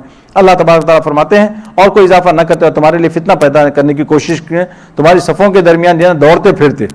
یہ دیکھیں اللہ نے پوری وہ تصویر کھینچی ان کی. لو خرجوا فیکم ما زادوکم الا خبالا ولا اوضعوا خلالکم یبغونکم الفتنہ، فتنے کو تلاش کرتے پھرتے لوگوں کے درمیان. وفیکم سماعون لهم، اور یہ آتے بھی تو تمہارے درمیان کیسے آتے کہ یہ جو ہے نا اپنے مطلب کی باتیں سنتے، اپنے مطلب کی باتیں سنتے یعنی جاسوسی وغیرہ کرتے اپنی قوم کے لیے، جاسوسی کی باتیں، اچھا کیا باتیں ہو رہی ہیں، کیا پلاننگ ہو رہی ہے، کیا ہو رہا ہے، مسلمان کیا سوچ رہے ہیں ہمارے بارے میں، اس طریقے سے. واللہ علیم بالظالمین. اس زمانے میں تو سیٹلائٹ وغیرہ تھی نہیں ان کے پاس بیچاروں کے پاس کہ بھائی وہ آپ کو جو ہے نا سیدھا زوم ان کر کے جو ہے نا سن لیا کہ بھائی کیا کہہ رہے ہیں، کیا کر رہے ہیں، کیا پریکٹس ہو رہی ہے، ٹریننگ ہو رہی نہیں ہو رہی، کچھ بھی نہیں تھا. تو اب ظاہر ہے کہ وہ آپ کو آدمیوں میں مل کر ہی گھل مل کر ہی یہ چیزیں کر سکتے تھے. اس کے بعد فرمایا کہ لقد ابتغوا الفتنة من قبل وقلبوا لك الامور حتى جاء الحق. اللہ تبارک تعالیٰ فرماتے ہیں ان لوگوں نے اس سے پہلے بھی فتنہ پیدا کرنے کی کوشش کی ہے اور یہ تمہیں نقصان پہنچانے کے معاملات میں الٹ پھیر کرتے رہتے ہیں، کے لیے معاملات کی الٹ پھیر کرتے رہے. یا اللہ تبارک تعالیٰ فرماتے ہیں کہ اس سے پہلے بھی ان لوگوں نے بہت سی کوششیں کی فتنہ پھیلانے کی، اور اگر وہ آپ ہسٹری اٹھا کر دیکھیں باتیں آ چکی ہیں بہت سی. لقد ابتغوا الفتنة من قبل وقلبوا لك الامور حتى جاء الحق وظهر امر الله وهم كارهون. اور اللہ تبارک و تعالیٰ فرماتے ہیں کہ دیکھو فتح مکہ، غزوہ حنین وغیرہ یہ سب چیزیں ایسی ہے کہ ان لوگوں نے کوشش کی کہ بھئی مسلمان کسی طرح کامیاب نہ ہو، لیکن اللہ تبارک و تعالیٰ نے ان کو یہاں بھی کامیاب کر کے دکھا دیا. اور یہ جو ان کا جو غزوہ فتح مکہ اور غزوہ حنین وغیرہ کا معاملہ کیا ہے، منافقین بھی جو ہے نا تھوڑا ساتھ آئے دیکھنے کے لیے کہ دیکھتے ہیں کیسی ان کی پوٹکی ہوتی ہے، کہ کیسے یہ منہ کی کھاتے ہیں، کیسے ان کو جو ہے نا شکست ہوتی ہے، یہ دیکھنا چاہتے تھے. اس نیت سے یہ آئے تھے ساتھ، لیکن مسلمان کامیاب ہوتے گئے تو ان کو اور تکلیف بڑھتی گئی ان کی. وقلبوا لك الامور. اس کے بعد فرماتے ہیں ومن من يقول ذلی ولا تفتنی الا فی الفتنة سقطوا. اللہ تبارک و تعالیٰ فرماتے ہیں کہ دیکھیے ان میں سے جو ہے نا ایک منافق آیا، اور منافق آ کر جو ہے نا اس نے کیا کیا، جد بن قیس اس کا نام آتا ہے روایتوں کے اندر. اس نے جو ہے نا آ کے جو ہے نا اجازت لی، کیا اور اجازت بھی کس طریقے سے لی کہ دیکھیں یہ بھی جو ہے نا ایک بڑی زبردست بات ہے کہ شیطان جو اپنے بہانے آپ کو تراشنے لگاتا ہے، وسوسے ڈالتا ہے، اس کو جو ہے نا اللہ تبارک و تعالیٰ نے پہ نقل کیا ہے. اور اگر یہ دیکھے تو آدمی بولے گا کہ بات تو تمہاری صحیح ہے یار، کیا کریں، ایسا عذر اس نے پیش کیا. اللہ نے دوسروں کے بارے میں کہا کہ ان لوگوں نے عذر پیش کیے، یہاں پہ اس کا عذر بھی اللہ نے نقل کر دیا. کیا عذر اس نے پیش کیا، وہ عذر دیکھیے. تو فرمایا ومن من یقول ذلی ولا تفتنی. انہی میں وہ صاحب بھی ہیں جو کہتے ہیں کہ مجھے اجازت دیجیے اور مجھے فتنے میں نہ ڈالیے، مجھے فتنے میں نہ ڈالیے. فتنہ کیا ہے، اس نے آ کے یہ کہا کہ اللہ کے رسول میں جوان آدمی ہوں اور روم کی عورتیں بڑی خوبصورت ہے، میں وہاں جاؤں گا جہاد کے لیے تو میں فتنے میں مبتلا ہو جاؤں گا، آپ مجھے اجازت دیجیے، میں جو نہ جاؤں تو ہی بہتر ہے، میں اپنی ایمان کو جو ہے نا یہیں رہتے ہوئے بچا لوں. آپ دیکھیں کہ ایک طرف اللہ کے رسول کا حکم ہے اور ایک طرف جو ہے نا وہ کیا بہانہ تلاش کر رہا ہے. اور یہ بہانہ ایسا ہے کہ بتائیے کہ بھائی عام آدمی پھسلے گا کہ نہیں، کوئی بھی وہ بولے گا کہ بھائی ایمان بچاؤ تم، یہ زیادہ ضروری بجائے اس کے کہ تم جا کے وہاں فتنے میں پڑھو. بھائی تم وہاں جہاں پہنچے گا پھر وہ ہوگا کہ نہیں ہوگا فتنہ، کہ بھائی تم کو نظر آئے گی نہیں آئے گی، کسی کوئی بات پتہ ہی نہیں ابھی تک، بس خیالی پلاؤ پکا دیا اور پکا کے جو ہے نا ایسا اللہ کے رسول کے سامنے لا کے پیش کیا کہ بھائی اگر میں وہاں گیا میری جوانی اور ان کا حسن بس کیا کہنے، میں فتنے میں مبتلا ہو جاؤں گا. تو اللہ تبارک و تعالیٰ فرماتے الا فی الفتنة سقطوا. ارے فتنے میں تو یہ خود پڑے ہوئے ہیں. اللہ فرماتے ہیں کہ یہ فتنے کی بات کر رہا ہے، خود تو فتنے میں پڑے ہوئے ہیں، یہ خود تو فتنے میں پڑے ہوئے اور یہ خود فتنے میں پڑ گئے ہیں اللہ کے رسول صلی اللہ علیہ وسلم کی بات سے اعراض کر کے، اللہ کے رسول کے حکم سے اعراض کر کے یہ فتنے میں پڑ گیا ہے. اب یہ اللہ تعالیٰ فرماتے ہیں کہ وہاں جا کے فتنے پڑھنے کی بات کریں گے، یہاں رہ کے بھی فتنے پڑ گئے. کیوں؟ کہ اس نے اللہ کے رسول کے حکم سے منہ موڑا ہے. الا فی الفتنۃ سقطوا وان جہنم لمحیطۃ بالکافرین، اور یقین جان رکھو کہ جہنم جو ہے نا سارے کافروں کو گھیرے میں لینے والی ہے. اس کے بعد اللہ تبارک و تعالیٰ فرماتے ہیں ان تصبک حسنۃ تسؤہم، اگر تمہیں کوئی بھلائی مل جائے تو انہیں دکھ ہوتا ہے. اللہ تبارک و تعالیٰ ان کی ٹرو پکچر جو ہے نا، اگر تمہیں کوئی بھلائی مل جائے تو انہیں دکھ ہوتا ہے. وَإِن تُصِبْكَ مُصِيبَةٌ يَقُولُوا قَدْ أَخَذْنَا، اور اگر تم پر کوئی مصیبت آ پڑے تو کہتے ہیں کہ ہم نے تو پہلے ہی اپنا بچاؤ کر لیا تھا، ہم تو پہلے ہی بچے ہوئے تھے، ہم تو گئے نہیں، ہم تو بچ گئے، ہم پہلے ہی سے بچے ہوئے تھے. وَيَتَوَلَّوْا وَهُمْ فَرِحُونَ، اور یہ کہہ کر جو ہے نا خوش خوش واپس چلے جاتے ہیں کہ بھائی ہم نے تو پہلے سے بچا لیا تھا. یعنی اگر معاملہ بھی آ گیا لڑنے کا تو فرنٹ پہ نہیں آئیں گے، پیچھے پیچھے رہیں گے، کوشش کریں گے کہ بچہ ان کا سامان اٹھا رہے ہیں، ان کا یہ کر رہے ہیں کہ بھائی وہاں جانا نہ پڑے، کہ ریئل قتال کی بات نہ آ جائے. یہ قل لن یصیبنا الا ما كتب اللہ لنا، جب انہوں نے یہ کہا تو اللہ تبارک و تعالیٰ فرماتے ہیں کہ نبی صلی اللہ علیہ وسلم اب آپ ان کو یہ بتا دیجئے کہ ایک مسلمان کا عقیدہ کیا ہوتا ہے، ایک مسلمان اس بارے میں کیا سوچتا ہے. جب یہ سمجھ رہے ہیں کہ بھائی ہم مصیبت آئے تو اس کا مطلب ہم بچ گئے، ہم خوش ہیں، تو اللہ فرماتے ہیں کہ مصیبت کا آنا یا خوشی کا پہنچنا یہ کیا چیز ہے. اللہ فرماتے ہیں کہ اس میں مسلمان کا عقیدہ کیا ہونا چاہیے. آپ کہہ دیجئے کہ اللہ نے ہمارے مقدر میں جو تکلیف لکھ دی ہے ہمیں اس کے سوا کوئی اور تکلیف ہرگز نہیں پہنچ سکتی. لن یصیبنا الا ما كتب اللہ لنا، ہمیں کوئی مصیبت نہیں پہنچ سکتی مگر جو اللہ نے ہمارے لیے لکھ دی ہے، اور جو اللہ نے لکھ دی ہے وہ کہیں سے بچے گی نہیں. کیا آپ کچھ بھی اس کے لیے تیاری کر لیں، کچھ بھی پریپریشن کر لیں، آپ دنیا بھر کی جو ہے نا نئی گاڑی چلائیں، جو کرنا ہو، جب جس وقت اللہ نے جو لکھا ہوا ہے وہ ہو کر ہی رہنا ہے. آدمی تو اسباب تو اختیار کرتا ہے کہ گاڑی اچھی ہو، بریک بھی اچھے ہوں، اس کے سب کچھ ہر چیز ہو، لیکن جب اللہ نے لکھ دیا جو چیز ہونی ہے اسی وقت اور اسی جگہ ہوگی.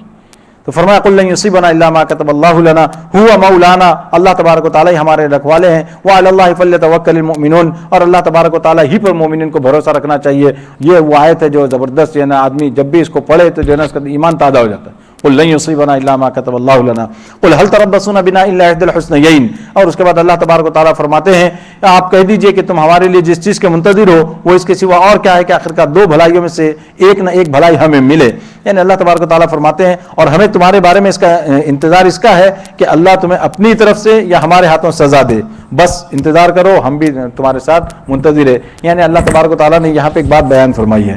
یہ فرماتے ہیں کہ دیکھو تم جو ہے نا ہمارے بارے میں جو بار بار سوچتے رہتے کہ کسی طرح ان کو تکلیف پہنچے، اور یہ تو مسلمانوں کو یہ کہا گیا ہے الا احدى الحسنيين، یہ تم ہمارے پاس جو ہے نا دو میں سے ایک بھلائی ملے گی، دو میں سے ایک بھلائی ملے گی. یعنی اگر ہم جو ہے نا کامیاب ہو جاتے ہیں تو کامیابی ہمیں ملی، نصیب ہو گئی، اور اگر ہم ناکام ہوتے ہیں، خدا نہ خواستہ تمہارے اعتبار سے ہم ناکام ہوتے ہیں تو اس کا مطلب کیا ہوا، ہمیں تکلیف پہنچ جاتی ہے، ہم شہید ہو جاتے ہیں، تو اللہ فرماتے ہیں کہ وہ بھی ہمارے لیے کامیابی ہے.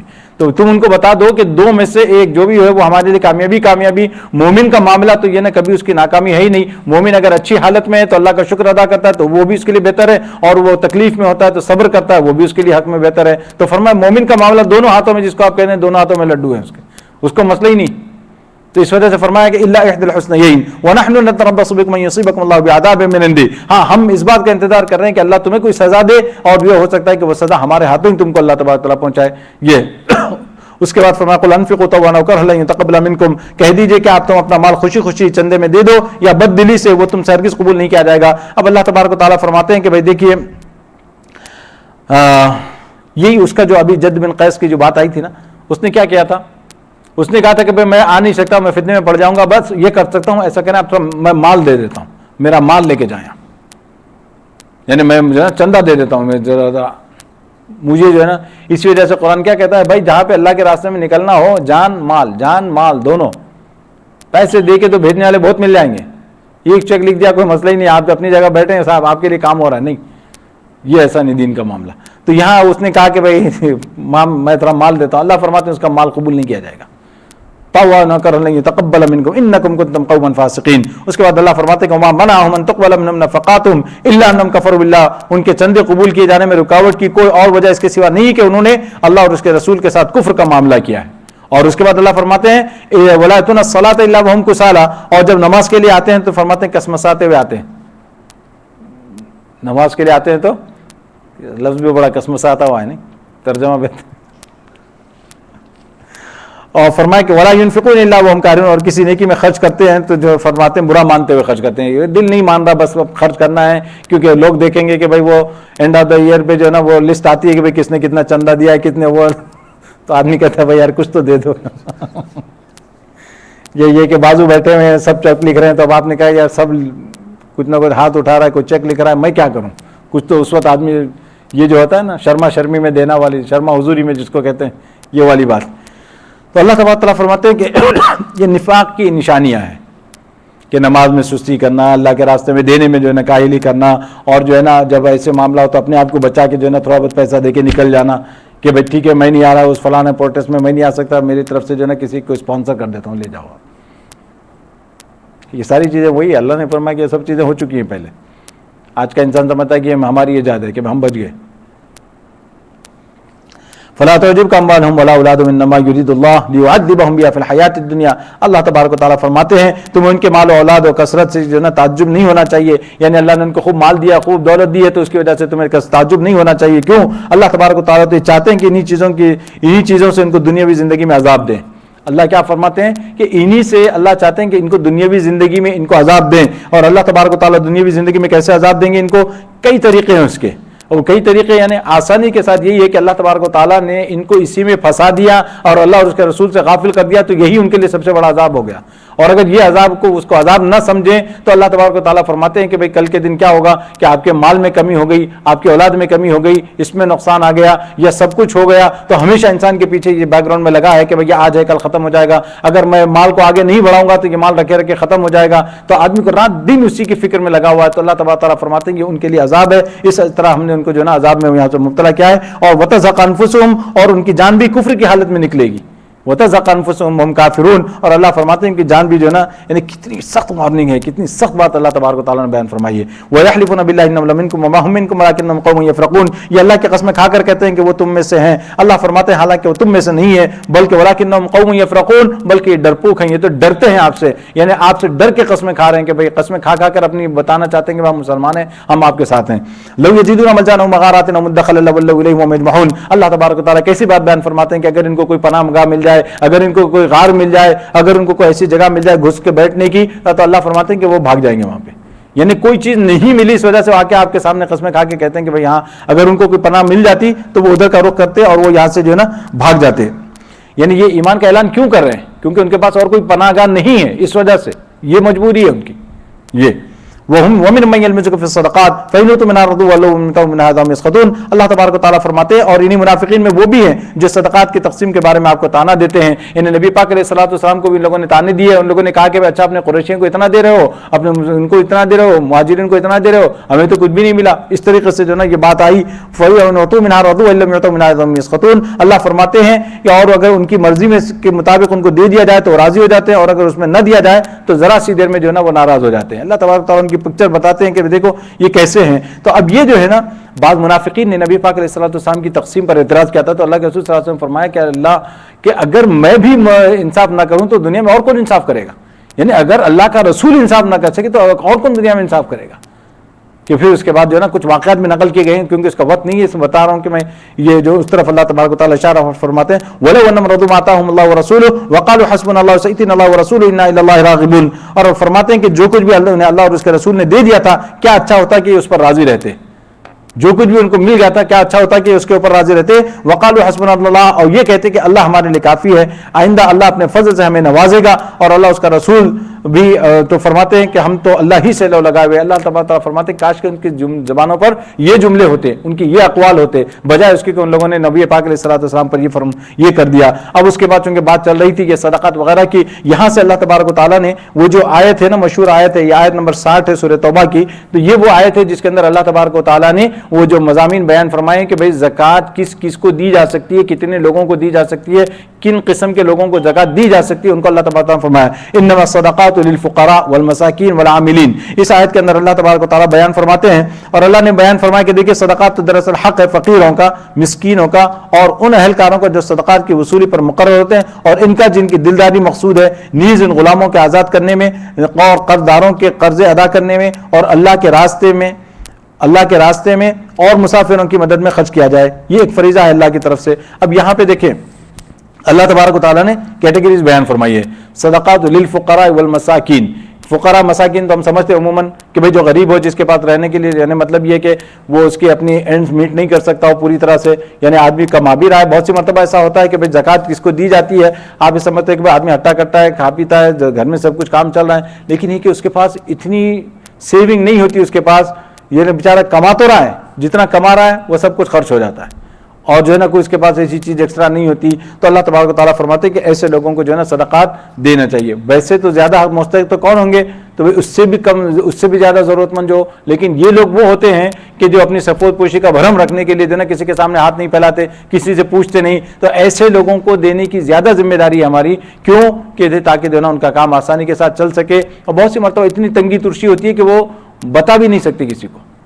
لوگ یہ سمجھتے ہیں کہ یہ آرام سے، اللہ تبارک و تعالیٰ نے سورہ بقرہ میں اس کا ذکر فرمایا، وہ جو 2 رکوع ہیں جن میں اللہ تبارک و تعالیٰ نے خرچ کے جو فضائل بیان کیا، خرچ کا جو انکریجمنٹ کیا اللہ تبارک و تعالیٰ نے، اس میں یہاں پہ یہ یحسبهم الجاہل اغنیاء من التعفف، اللہ فرماتے ہیں کہ بعض جاہل لوگ ان کو کیا سمجھتے ہیں، ان کو سمجھتے ہیں کہ یہ اغنیاء ہے، غنی ہے، من التعفف. کیوں؟ اس وجہ سے کہ وہ مانگتے نہیں ہیں لوگوں سے.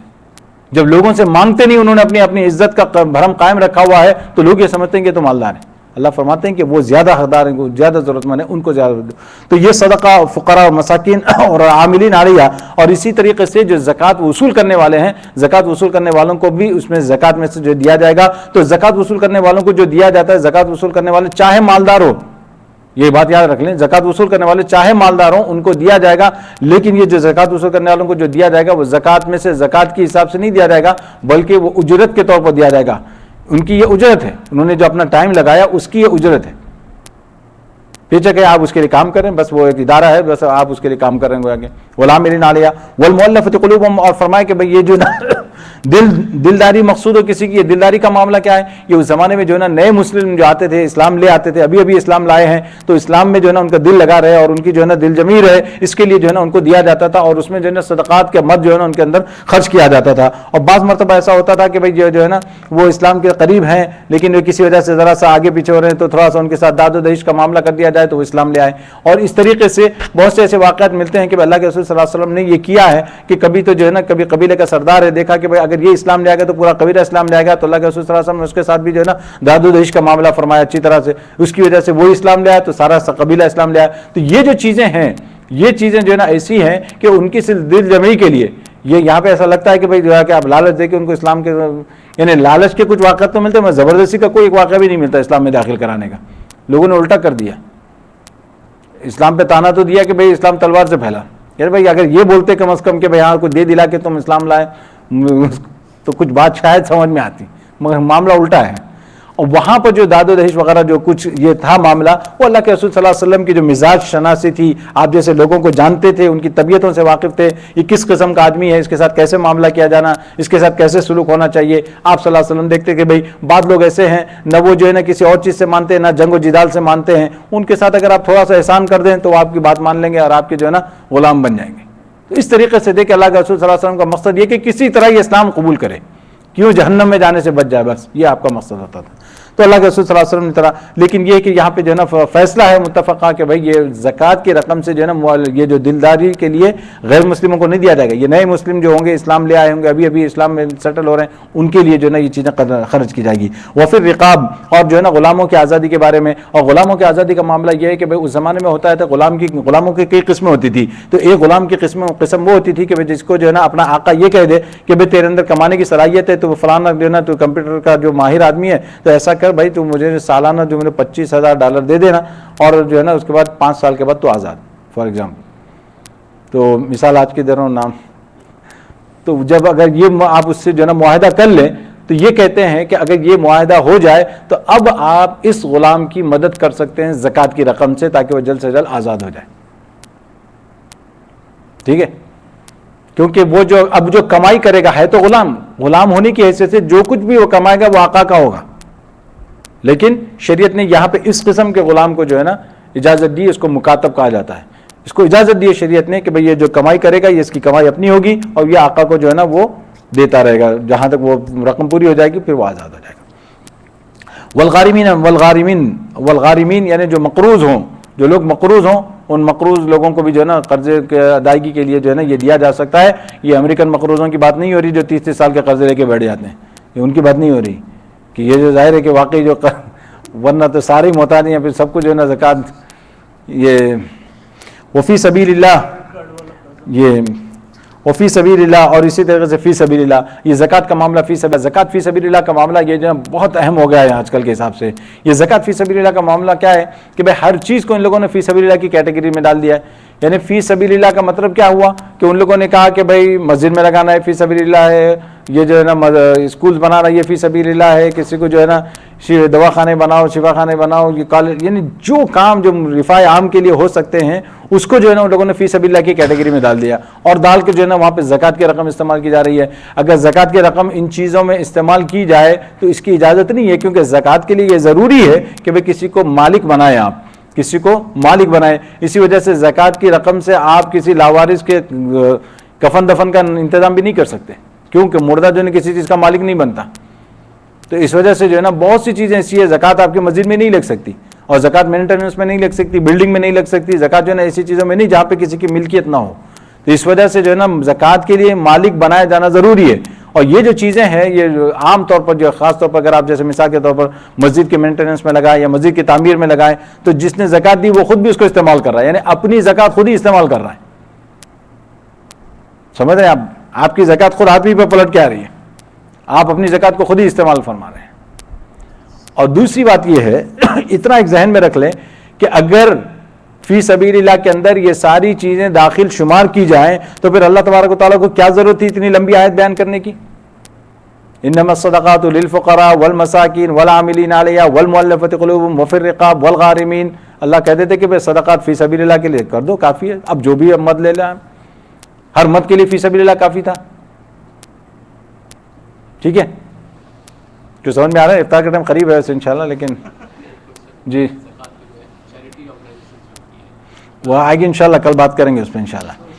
جی کل تھوڑے سے سوالات اس پہ آئیں گے تو انشاءاللہ اس پہ میں بات کروں گا انشاءاللہ۔ وہ ابن السبیل، اور اسی طریقے سے مسافر، یہ ابن السبیل سے مراد یہی ہے جو جہاد وغیرہ میں، جہاد یا حج کے موقع پر جو ہے نا یہ جو، اور فی سبیل اللہ کا جو اصل مقصد ہے وہ بھی وہاں پہ جو ہے نا مراد وہی ہے کہ جو جہاد میں ہو، اگرچہ اپنے گھر پر مالدار ہو لیکن اس کا پیسہ ختم ہو گیا ہو، اس موقع پر اس کی مدد اس کی زکوٰۃ کے مال سے کی جائے گی۔ اسی طریقے سے حج کے موقع پر بھی، اس لیے کہ اللہ کے رسول صلی اللہ علیہ وسلم کے زمانے میں ایک صحابی نے جو ہے نا کسی نے اپنا اونٹ جو ہے فی سبیل اللہ انہوں نے وقف کیا تھا، تو اللہ کے رسول صلی اللہ علیہ وسلم فرمایا کہ اس اونٹ کو جو ہے نا حج کے لیے استعمال کیا جائے، تو اس سے جو ہے نا اس کی وضاحت ہوتی ہے۔ اب مسئلہ یہ ہے کہ اگر آپ صرف ترجمہ پڑھیں گے قرآن کا تو یہ نقصانات ہوں گے فی سبیل اللہ۔ تو فی سبیل اللہ یہ ٹرم ایسا خطرناک ہے اور اتنا وائڈ ہے کہ آپ ہر چیز اس میں ڈال دیں، آ سکتی ہے، لیکن آپ قرآن اور حدیث میں مقصد اور مفہوم صرف وہی لیں گے جو کہ ہمیں اللہ کے رسول صلی اللہ علیہ وسلم سے ملا ہے، اپنے طور پر ہم نہیں ڈیسائیڈ کر دیں گے۔ یہ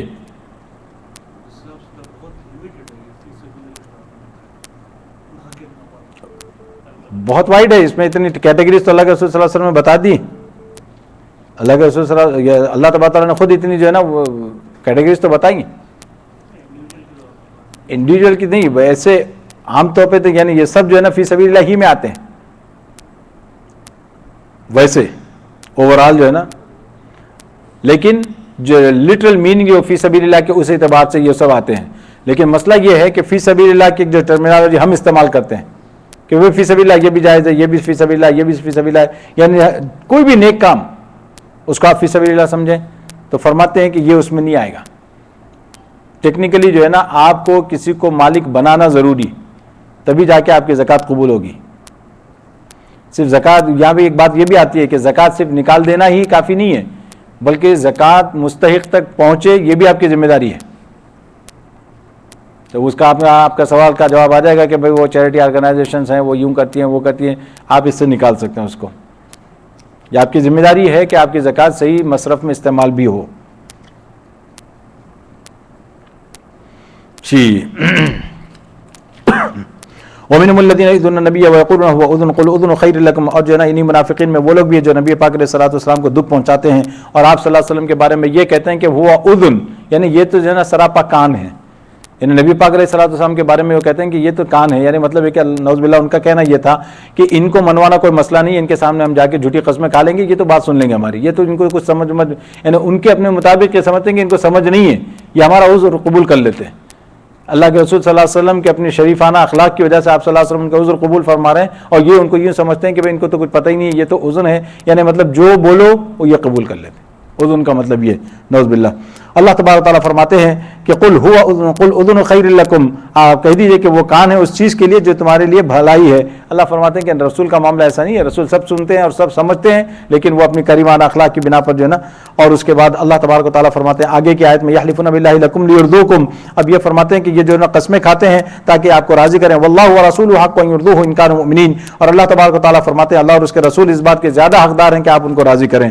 الم یعلم انہ من یحادد اللہ، کیا انہیں یہ معلوم نہیں کہ جو شخص اللہ اور اس کے رسول سے ٹکر لے تو یہ بات طے ہے کہ اس کے لیے دوزخ کی آگ ہے۔ الم یعلم انہ من یحادد اللہ ورسولہ فان لہ نار جہنم خالدا فیہا، اللہ فرماتے ہیں اس میں ہمیشہ رہے گا۔ اور اللہ فرماتے ہیں اگلی آیت میں یحذر المنافقون ان تنزل، منافق لوگ تو اس بات سے ڈرتے ہیں کہ مسلمانوں پر کہیں کوئی ایسی صورت نازل نہ کر دی جائے جو انہیں ان منافقین کے دلوں کی باتیں بتلا دے، ان کو ڈر ہو رہا ہے، اللہ تبارک تعالیٰ آلریڈی نازل کر چکے ہیں اور اسی میں جو ہے نا ان کی پوری قلی کھل رہی ہے۔ اللہ تبارک تعالیٰ فرماتے ہیں قل استہزئوا ان اللہ مخرج ما تحذرون، آپ کہہ دیجیے اچھا تم مذاق اڑاتے رہو، اللہ تبارک و تعالیٰ وہ بات تمہاری ظاہر کرنے والا ہے جس سے تم ڈرتے ہو، اور اللہ تبارک و تعالیٰ نے ظاہر کر کے دکھا دیا، اللہ تبارک و تعالیٰ نے وہ چیز ظاہر فرما دی یہاں پہ۔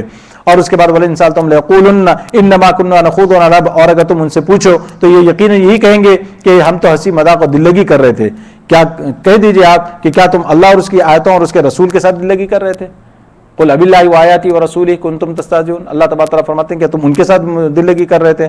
لا تعتذروا قد کفرتم بعد ایمانکم، اللہ تبارک تعالیٰ فرماتے ہیں بہانے نہ بناؤ، تم ایمان کا اظہار کرنے کے بعد کفر کے مرتکب ہو چکے ہو، اگر ہم تم میں سے ایک گروہ کو معافی دے بھی دیں تو دوسرے کو جو نا ضرور سزا دیں گے۔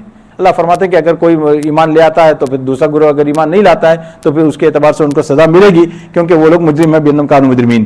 اب آگے جو رکوع آ رہا ہے اس رکوع کے اندر اللہ تبارک و تعالیٰ نے دو جو ہے نا گروہ کا الگ الگ کر کے بتا دیا، ایک منافقین کا ایک مومنین کا۔ منافقین کے بارے میں اللہ تبارک و تعالیٰ نے ان کی جو باتیں بیان فرمائی ہے اور فرمایا کہ بعضهم من بعض، بعض ان میں کے بعض، یعنی مطلب یہ کہ جو بالکل ایک ہی طرح کے ہیں یہ لوگ کیا کرتے ہیں، یأمرون بالمنکر وینہون عن المعروف، اللہ فرماتے ہیں کہ ان کی حالت یہ ہے کہ یہ بھلائی سے روکتے ہیں اور اپنے ہاتھوں کو بند رکھتے ہیں، یہ برائی کی تلقین کرتے ہیں اور بھلائی سے روکتے ہیں اور اپنے ہاتھوں کو بند رکھتے ہیں، یعنی خرچ نہیں کرتے اللہ کے راستے میں۔ اور اس کے بعد فرمایا کہ نسوا اللہ فنسیہم، انہوں نے اللہ کو بلا دیا تو اللہ تبارک و تعالیٰ نے بھی انہیں بلا دیا۔ ان المنافقین هم الفاسقون، بلا شبہ یہ منافق بڑے نافرمان ہیں۔ اب اس کے بعد اللہ نے فرمایا کہ وعد اللہ المنافقین والمنافقات، اللہ تبارک و تعالیٰ نے منافق مردوں اور منافق عورتوں اور تمام کافروں سے دوزخ کی آگ کا عہد کر رکھا ہے، اور اس کے بعد فرمایا کہ جس میں ہمیشہ رہیں گے وہی ان کو راس آئے گی۔ اللہ تبارک و تعالیٰ نے ان پر پھٹکار ڈال دی ہے اور ان کے لیے جو ہے نا سخت عذاب ہے، ولہم عذاب مقیم۔ اب اس کے بعد اللہ تبارک و تعالیٰ نے مثال دی جیسے کہ اس سے پہلے بھی لوگ گزرے ہیں، فرمایا منافقوں تم انہی لوگوں کی طرح ہو جو تم سے پہلے گزرے ہیں، یعنی کیسے کہ وہ طاقت میں تم سے مضبوط تر اور مال اور اولاد میں تم سے کہیں زیادہ تھے۔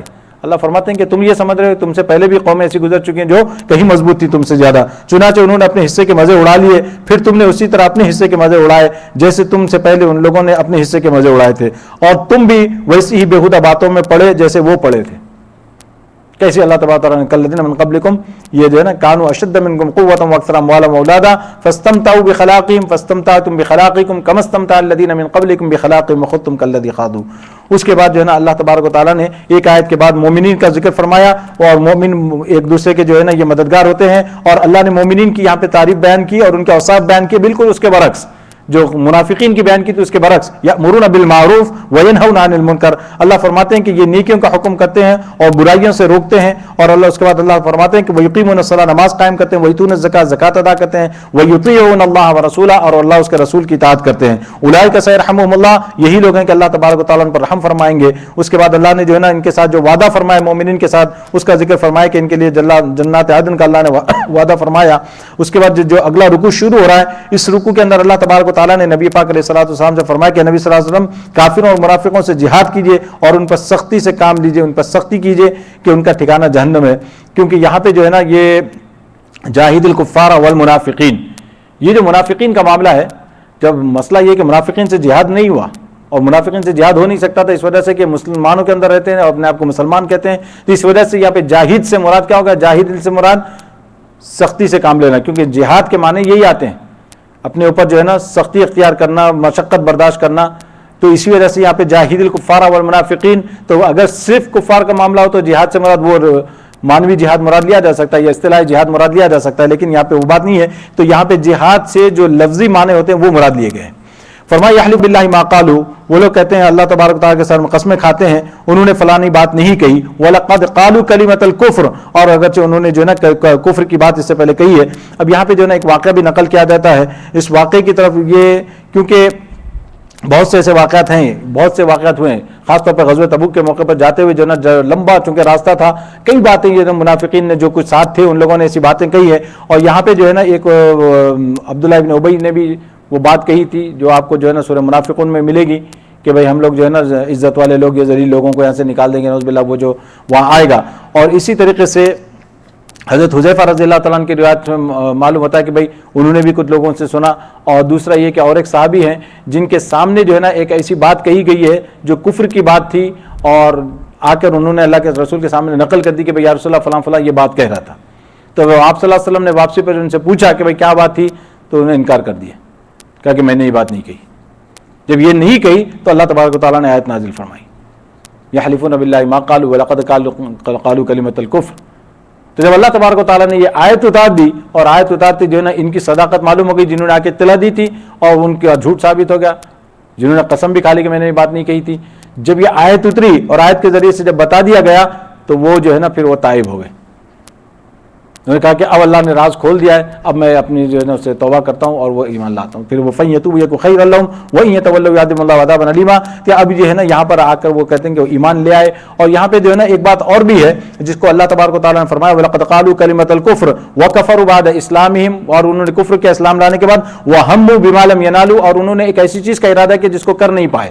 اب یہ کیا مطلب ہے اس سے وَهَمُّوا بِمَا لَمْ يَنَالُوا، اس سے جو ہے نا ان واقعات کی طرف اشارہ ہے کہ بہت سی مرتبہ انہوں نے پلان کیا کہ نعوذ باللہ نبی پاک علیہ الصلوۃ والسلام کو قتل کر دیں تو اب معاملہ ختم ہو جائے گا۔ تو ان پلانوں میں ایک پلان ان کا یہ بھی تھا کہ غزوہ تبوک کے لیے جب اللہ کے رسول صلی اللہ علیہ وسلم جا رہے تھے تو وہاں پہ ان لوگوں نے کچھ آدمیوں کو نقاب پہنا کر وہاں پہ کھڑا کر دیا رات کے اندھیری میں کہ جب ادھر سے نبی پاک علیہ السلام کا گزر ہو تم جو ہے نا ان کو قتل کر دینا۔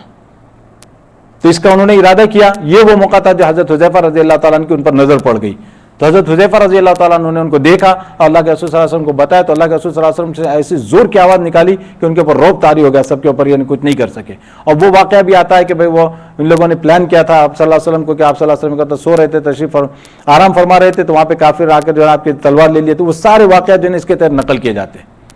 ان لوگوں نے ارادہ کیا لیکن وہ قتل نہیں کر سکے نبی پاک علیہ الصلوۃ والسلام کو۔ اس کے بعد جو ہے نا اللہ نے فرمایا وَمِنْهُم مَنْ عَاهَدَ اللَّهَ، یہاں سے جو ہے نا ایک بڑی زبردست بات آ رہی ہے، یہ بھی جو ہے نا کب ختم ہوگی تفسیر پتہ نہیں، میں تمہاری جو ہے نا وَمِنْهُم مَنْ عَاهَدَ اللَّهَ لَئِنْ آتَانَا مِنْ فَضْلِهِ لَنَصَدَّقَنَّ وَلَنَكُونَنَّ مِنَ الصَّالِحِينَ۔ اللہ فرماتے ہیں کہ انہی میں وہ لوگ بھی ہیں جنہوں نے یہ عہد کیا تھا کہ اگر اللہ تبارک و تعالیٰ نے اپنا فضل کیا اور اللہ اپنے فضل سے ہم نوازے تو ہم ضرور صدقہ کریں گے اور یقیناً نیک لوگوں میں شامل ہو جائیں گے۔ اس کے بارے میں آتا ہے روایتوں میں ایک شخص کا نام لیا جاتا ہے ثعلبہ ابن ابی حاطب، یہ جو ہے نا یہ اس زمانے میں ہوتے تھے، انہوں نے آ کے نبی پاک علیہ السلام سے درخواست کی کہ بھائی دعا فرما دیجیے کہ مجھے جو ہے نا اللہ مالدار کر دے۔ اللہ کے رسول صلی اللہ علیہ وسلم نے فرمایا کہ بھائی کیا تمہیں میرا طریقہ پسند نہیں ہے کہ دیکھو میں جس طرح رہتا ہوں، اگر میں چاہتا تو یہ مدینے کے پہاڑ میرے ساتھ سونا بن کر میرے ساتھ چلتے جہاں میں جاتا سونے کی طرح۔ اللہ کے رسول صلی اللہ علیہ وسلم انہوں نے کہا کہ نہیں آپ دعا فرما دیجیے۔ اللہ کے رسول صلی اللہ علیہ وسلم نے فرمایا کہ دیکھو تھوڑا مال آدمی کے پاس ہو وہ اس کا حق ادا کرے، اس پر شکر ادا کرے، اس سے بہتر ہے کہ آدمی کے پاس زیادہ مال ہو اس کا حق ادا نہ کر سکے، شکر ادا نہ کر سکے۔ انہوں نے کہا کہ نہیں آپ میرے لیے دعا فرما دی۔ ان کی جو ہے نا بس ایک ہی رٹ تھی کہ بھائی مجھے مال مل جائے، مجھے مال مل جائے۔ یہ بڑی ٹرو پکچر دیکھیں ہماری بھی ہے آج کل کے زمانے میں جو ہے نا کہ آدمی ہر طرف جو ہے نا انویسٹ کرے گا، ہر طرح سے کسی طرح سے پیسہ جو ہے نا بینک میں نہ رہے، ہر طرح انویسٹ ہو جائے، کیوں کہ گراف اوپر جاتا رہے۔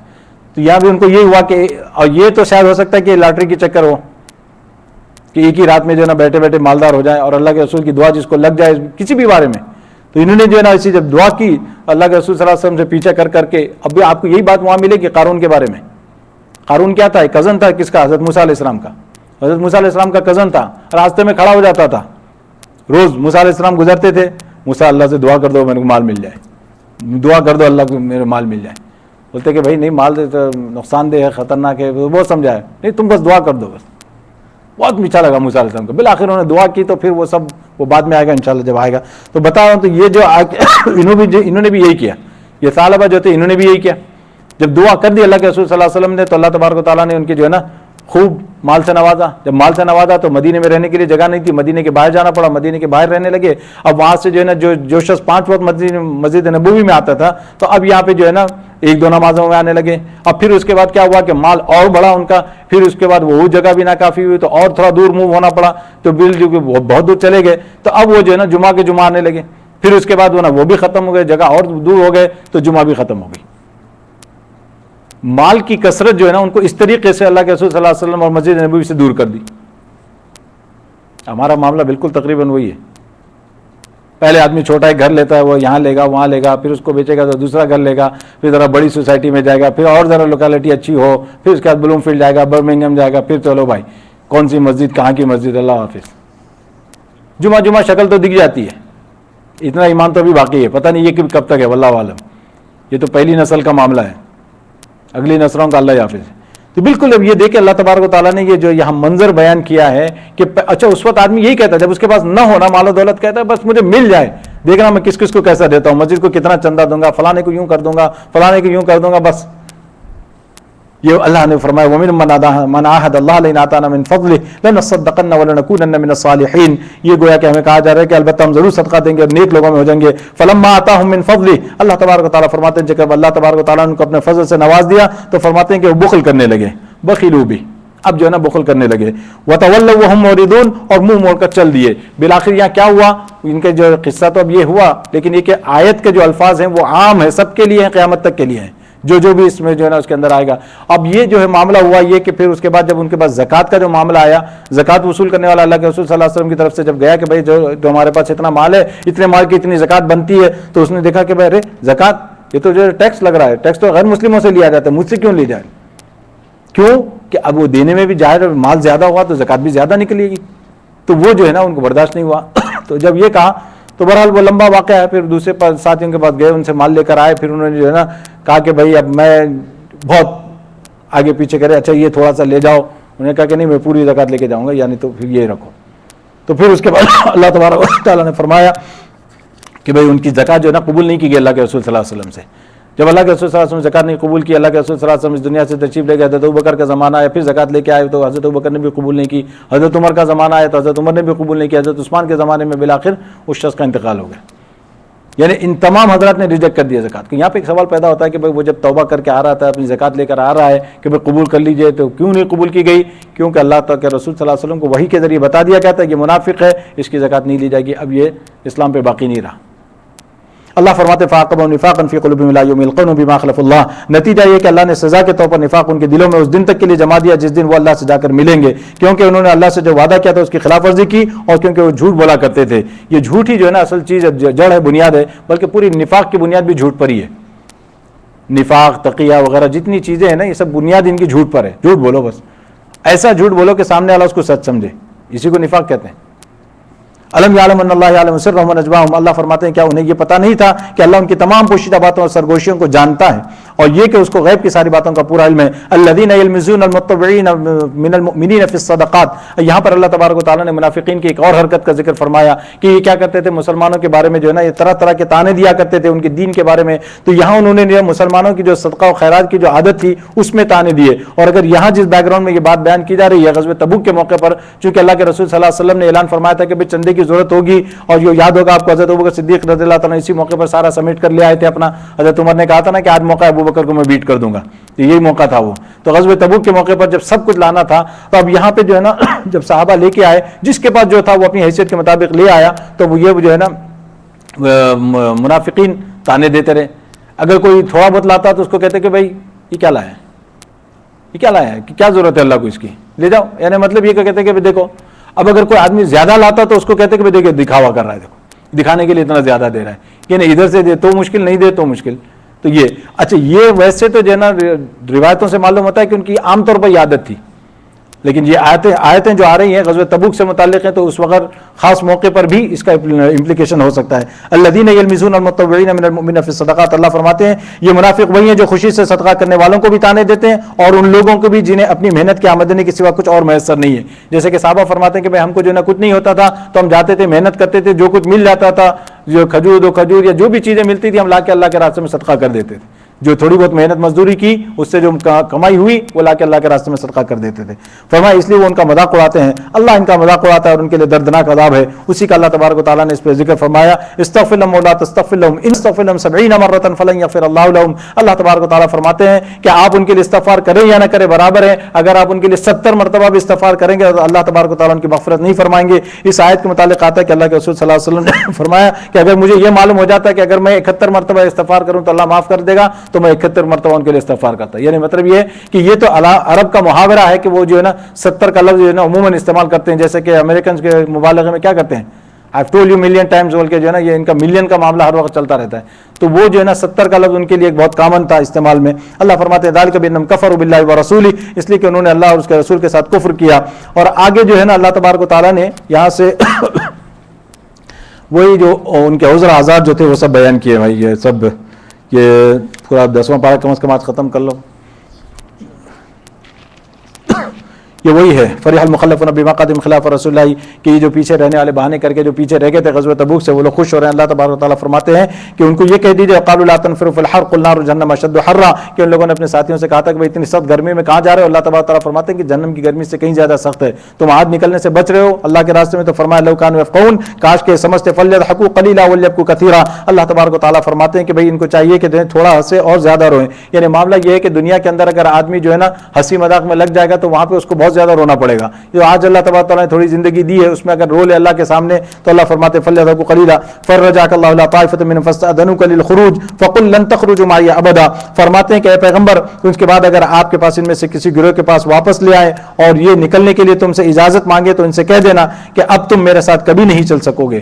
یعنی اللہ تبارک تعالیٰ نے فرما دیا کہ بھائی یہ اب تک معاملہ تھا, اب یہ ختم, اب ان سے کہنا کہ بھائی تم کبھی بھی میرے ساتھ نہیں چل سکتے. اور آگے جو ہے نا اللہ تبارک و تعالیٰ نے نبی پاک علیہ الصلوۃ والسلام کو فرمایا ولا تصلی علی احد منهم مات ابدا ولا تقم علی قبره, اے پیغمبر ان منافقین میں سے جو کوئی مر جائے آپ ان پر نماز جنازہ مت پڑھنا اور نہ ان کی قبر کے پاس کھڑے ہونا. یہ عبداللہ ابن ابی کا جو معاملہ ہے جو اس وقت کا سردار تھے, یعنی منافقوں کا جو سردار تھا, اس کے بارے میں جو ہے نا یہ بات ہے, یہ بات کئی موقع پر ظاہر ہو چکا ہے کہ بھئی یہ کھلم کھلا منافق تھے. لیکن ان کے بیٹے جو تھے عبداللہ ابن عبداللہ یہ جو ہے نا سچے مسلمان تھے, یہ سچے مسلمان تھے. تو اب یہاں پہ معاملہ یہ ہوا کہ جب اس کا انتقال ہوا تو حضرت کے رسول صلی اللہ علیہ وسلم نماز جنازہ پڑھانے کے لیے کھڑے ہو گئے. نماز جنازہ پڑھانے کے لیے کھڑے ہو گئے تو یہی موقع تھا کہ حضرت عمر رضی اللہ تعالیٰ نے آپ کا گریبان پکڑ کے کھینچا کہ یا رسول اللہ آپ کیا کر رہے ہیں, یعنی آپ اس کی نماز جنازہ نہ پڑھائیں. اللہ کے رسول صلی اللہ علیہ وسلم نے فرمایا کہ مسلمان تھا, مسلمانوں کے ساتھ رہتا تھا, تو میں تو اس کی جنازہ پڑھاؤں گا. تو اللہ تبارک و تعالیٰ نے اسی پہ یہ بات نازل فرمائی ولا تصلی علی احد منهم مات ابدا ولا تقم علی قبری. اور اس کے بعد اللہ کے رسول صلی اللہ علیہ وسلم نے یہ بھی وہ بھی ہے دیکھیں عبداللہ ابن ابی کو آپ صلی اللہ علیہ وسلم نے اپنا کفن کپڑا دیا تھا کفن کے لیے. اب اس کے بارے میں بھی جو ہے نا وہ آتا ہے روایتوں میں آپ صلی اللہ علیہ وسلم نے وہ احسان آپ کو یاد تھا کہ غزوہ بدر کے موقع پر جب قیدی آئے تھے تو اس میں حضرت عباس بھی قید ہو کر آئے تھے. اور حضرت عباس جو ہے نا یہ قید ماشاءاللہ جسامت کے اعتبار سے اونچے پورے تھے, بہت لمبے تھے, تو ان کو جو ہے نا کسی اور کے کپڑے پورے نہیں آتے تھے. عبداللہ ابن ابی کے کپڑے آئے تو اس نے اپنا کرتا دیا تھا اس وقت. تو وہ اپنے چچا کا وہ احسان ذہن میں رکھتے ہوئے آپ صلی اللہ علیہ وسلم نے اپنی چادر مبارک عطا فرما دی تھی. یہ جو ہے نا اس کی طرف اشارہ کیا اللہ تبارک و تعالیٰ نے. اور اس کے بعد ولا تجب کا معلوم والی آیت ہے, یہ ابھی جو گزر چکی ہے وَإِذَا أُنزِلَتْ سُورَةٌ أَنْ آمِنُوا بِاللَّهِ وَجَاهِدُوا مَعَ الرَّسُولِ اسْتَأْذَنَكَ, اس کے اندر یہ بھی ابھی گزر چکا ہے. یہ سب وہی ہے جس میں اللہ تبارک و تعالیٰ نے جو ہے نا ان کے اعذار کو قبول نہیں کیا اور یہاں پہ مسلمانوں کے لیے بشارت دی. آگے اللہ تبارک و تعالیٰ نے جو رکوع شروع ہو رہا ہے یہ آیت نمبر 90 سے دیکھیں وَجَاءَ الْمُعَذِّرُونَ مِنَ الْأَعْرَابِ لِيُؤْذَنَ لَهُمْ مَقَعَدَ الَّذِينَ كَذَبُوا اللَّهَ وَرَسُولَهُ, اور دیہاتیوں میں سے بھی بہانہ باز لوگ آئے کہ ان کو جو ہے نا جہاد سے چھٹی دے دی جائے. اور اس طرح جن لوگوں نے اللہ اور اس کے رسول سے جھوٹ بولا تھا وہ سب بیٹھ رہے. وَقَعَدَ الَّذِينَ كَفَرُوا سَيُصِيبُ الَّذِينَ كَفَرُوا مِنْهُمْ عَذَابٌ أَلِيمٌ, ان میں سے جنہوں نے کفر اپنا لیا ہے ان کے لیے دردناک عذاب ہے. اللہ فرماتے ہیں کہ جنہوں نے کفر کیا ان کے لیے تو ہے. اس کے بعد اللہ تبارک و تعالیٰ نے ان مسلمانوں کو الگ کر دیا. لَيْسَ عَلَى الضُّعَفَاءِ وَلَا عَلَى الْمَرْضَىٰ وَلَا عَلَى الَّذِينَ لَا يَجِدُونَ مَا يُنْفِقُونَ حَرَجٌ إِذَا نَصَحُوا لِلَّهِ وَرَسُولِهِ. اللہ تبارک و تعالیٰ فرماتے ہیں کہ جو ضعفاء ہیں, کمزور ہیں, بیمار ہیں, اور جو ان لوگوں کے اوپر جو ان لوگوں کے پاس کوئی چیز سواری وغیرہ نہیں تھی اور خرچ کرنے کے لیے کچھ نہیں تھا, اللہ فرماتے ہیں کہ ان کے اوپر کوئی مسئلہ نہیں ہے جبکہ وہ اللہ اور اس کے رسول کے لیے مخلص ہوں. اس کے بعد فرمایا کہ ما علی المحسنین من سبیل، اور اسی طریقے سے اللہ فرماتے ہیں کہ نیک لوگوں پر بھی کوئی الزام نہیں ہے، واللہ غفور رحیم، کیونکہ کچھ لوگ ایسے بھی تھے جن کے پاس ریئل عذر تھا جس کی وجہ سے یہ جا نہیں سکے، اللہ تبارک و تعالیٰ نے ان کا استثناء فرما دیا. ولا علی الذین اذا ما اتوک لتحملهم قلت لا اجد ما احملکم علیہ، اور اسی طریقے سے ان لوگوں پر بھی کوئی الزام نہیں ہے کہ جو لوگ آپ کے پاس آئے تھے نبی صلی اللہ علیہ وسلم تاکہ آپ ان کو لے چلیں تو ان کے پاس سواری نہیں تھی، آپ نے کیا فرمایا تھا؟ لا اجد ما احملکم علیہ، میرے پاس وہ چیز نہیں ہے کہ میں تم کو لے کر چلوں. تولوا، وہ لوگ لوٹ گئے، واعینہم تفیض من الدم، اس حالت میں کہ جو ہے نا ان کی آنکھوں سے آنسو جاری ہیں. اللہ تبارک و تعالیٰ فرماتے ہیں غم کی وجہ سے ان کی آنکھوں سے آنسو بہ رہے تھے. اللہ یجد ما ينفقون، ان کے پاس کچھ نہیں ہے کہ وہ خرچ کر سکیں، یعنی یہ چیز ان کے پاس نہیں تھی، اس وجہ سے ان کو بہت افسوس ہوا کہ بھائی اتنا بڑا غزوہ ہو رہا ہے اور اللہ کے رسول صلی اللہ علیہ وسلم اتنی دور تشریف لے جا رہے ہیں، کاش کہ ہم بھی اس کا حصہ ہوتے. ان لوگوں کو بہت تکلیف ہوئی تھی. انما السبیل علی الذین یستأذنونک، اللہ تبارک و تعالیٰ فرماتے ہیں الزام تو ان لوگوں پر ہے جو مالدار ہونے کے باوجود تم سے اجازت مانگتے ہیں. یہ اللہ تبارک و تعالیٰ فرماتے ہیں کہ یہ مالدار ہونے کے باوجود اجازت مانگتے ہیں. رضوا بأن یکونوا مع الخوالف وطبع اللہ علی قلوبہم، اور وہ اس بات پر خوش ہیں کہ وہ پیچھے رہنے والی عورتوں میں شامل ہو گئے. اللہ تبارک و تعالیٰ فرماتے ہیں کہ عورتوں کی طرح ہو گئے جس طرح عورتوں کو عذر ہو گیا جس کی وجہ سے وہ نہیں جا سکتے اتنے لمبے سفر پر، یہ بھی انہی کے ساتھ شامل ہو گئے. اور گویا کہ اللہ فرماتے ہیں کہ اصل تو اللہ تبارک و تعالیٰ نے ان کے دلوں پر مہر لگا دی. اللہ تعالیٰ اس کے بعد جو ہے نا ایسے 11واں پارہ شروع ہو رہا ہے، مگر آج سمجھے تو سورۃ توبہ کم از کم ہو جانی چاہیے تھی. نہیں چلیے انشاءاللہ اللہ نے توفیق دی تو پھر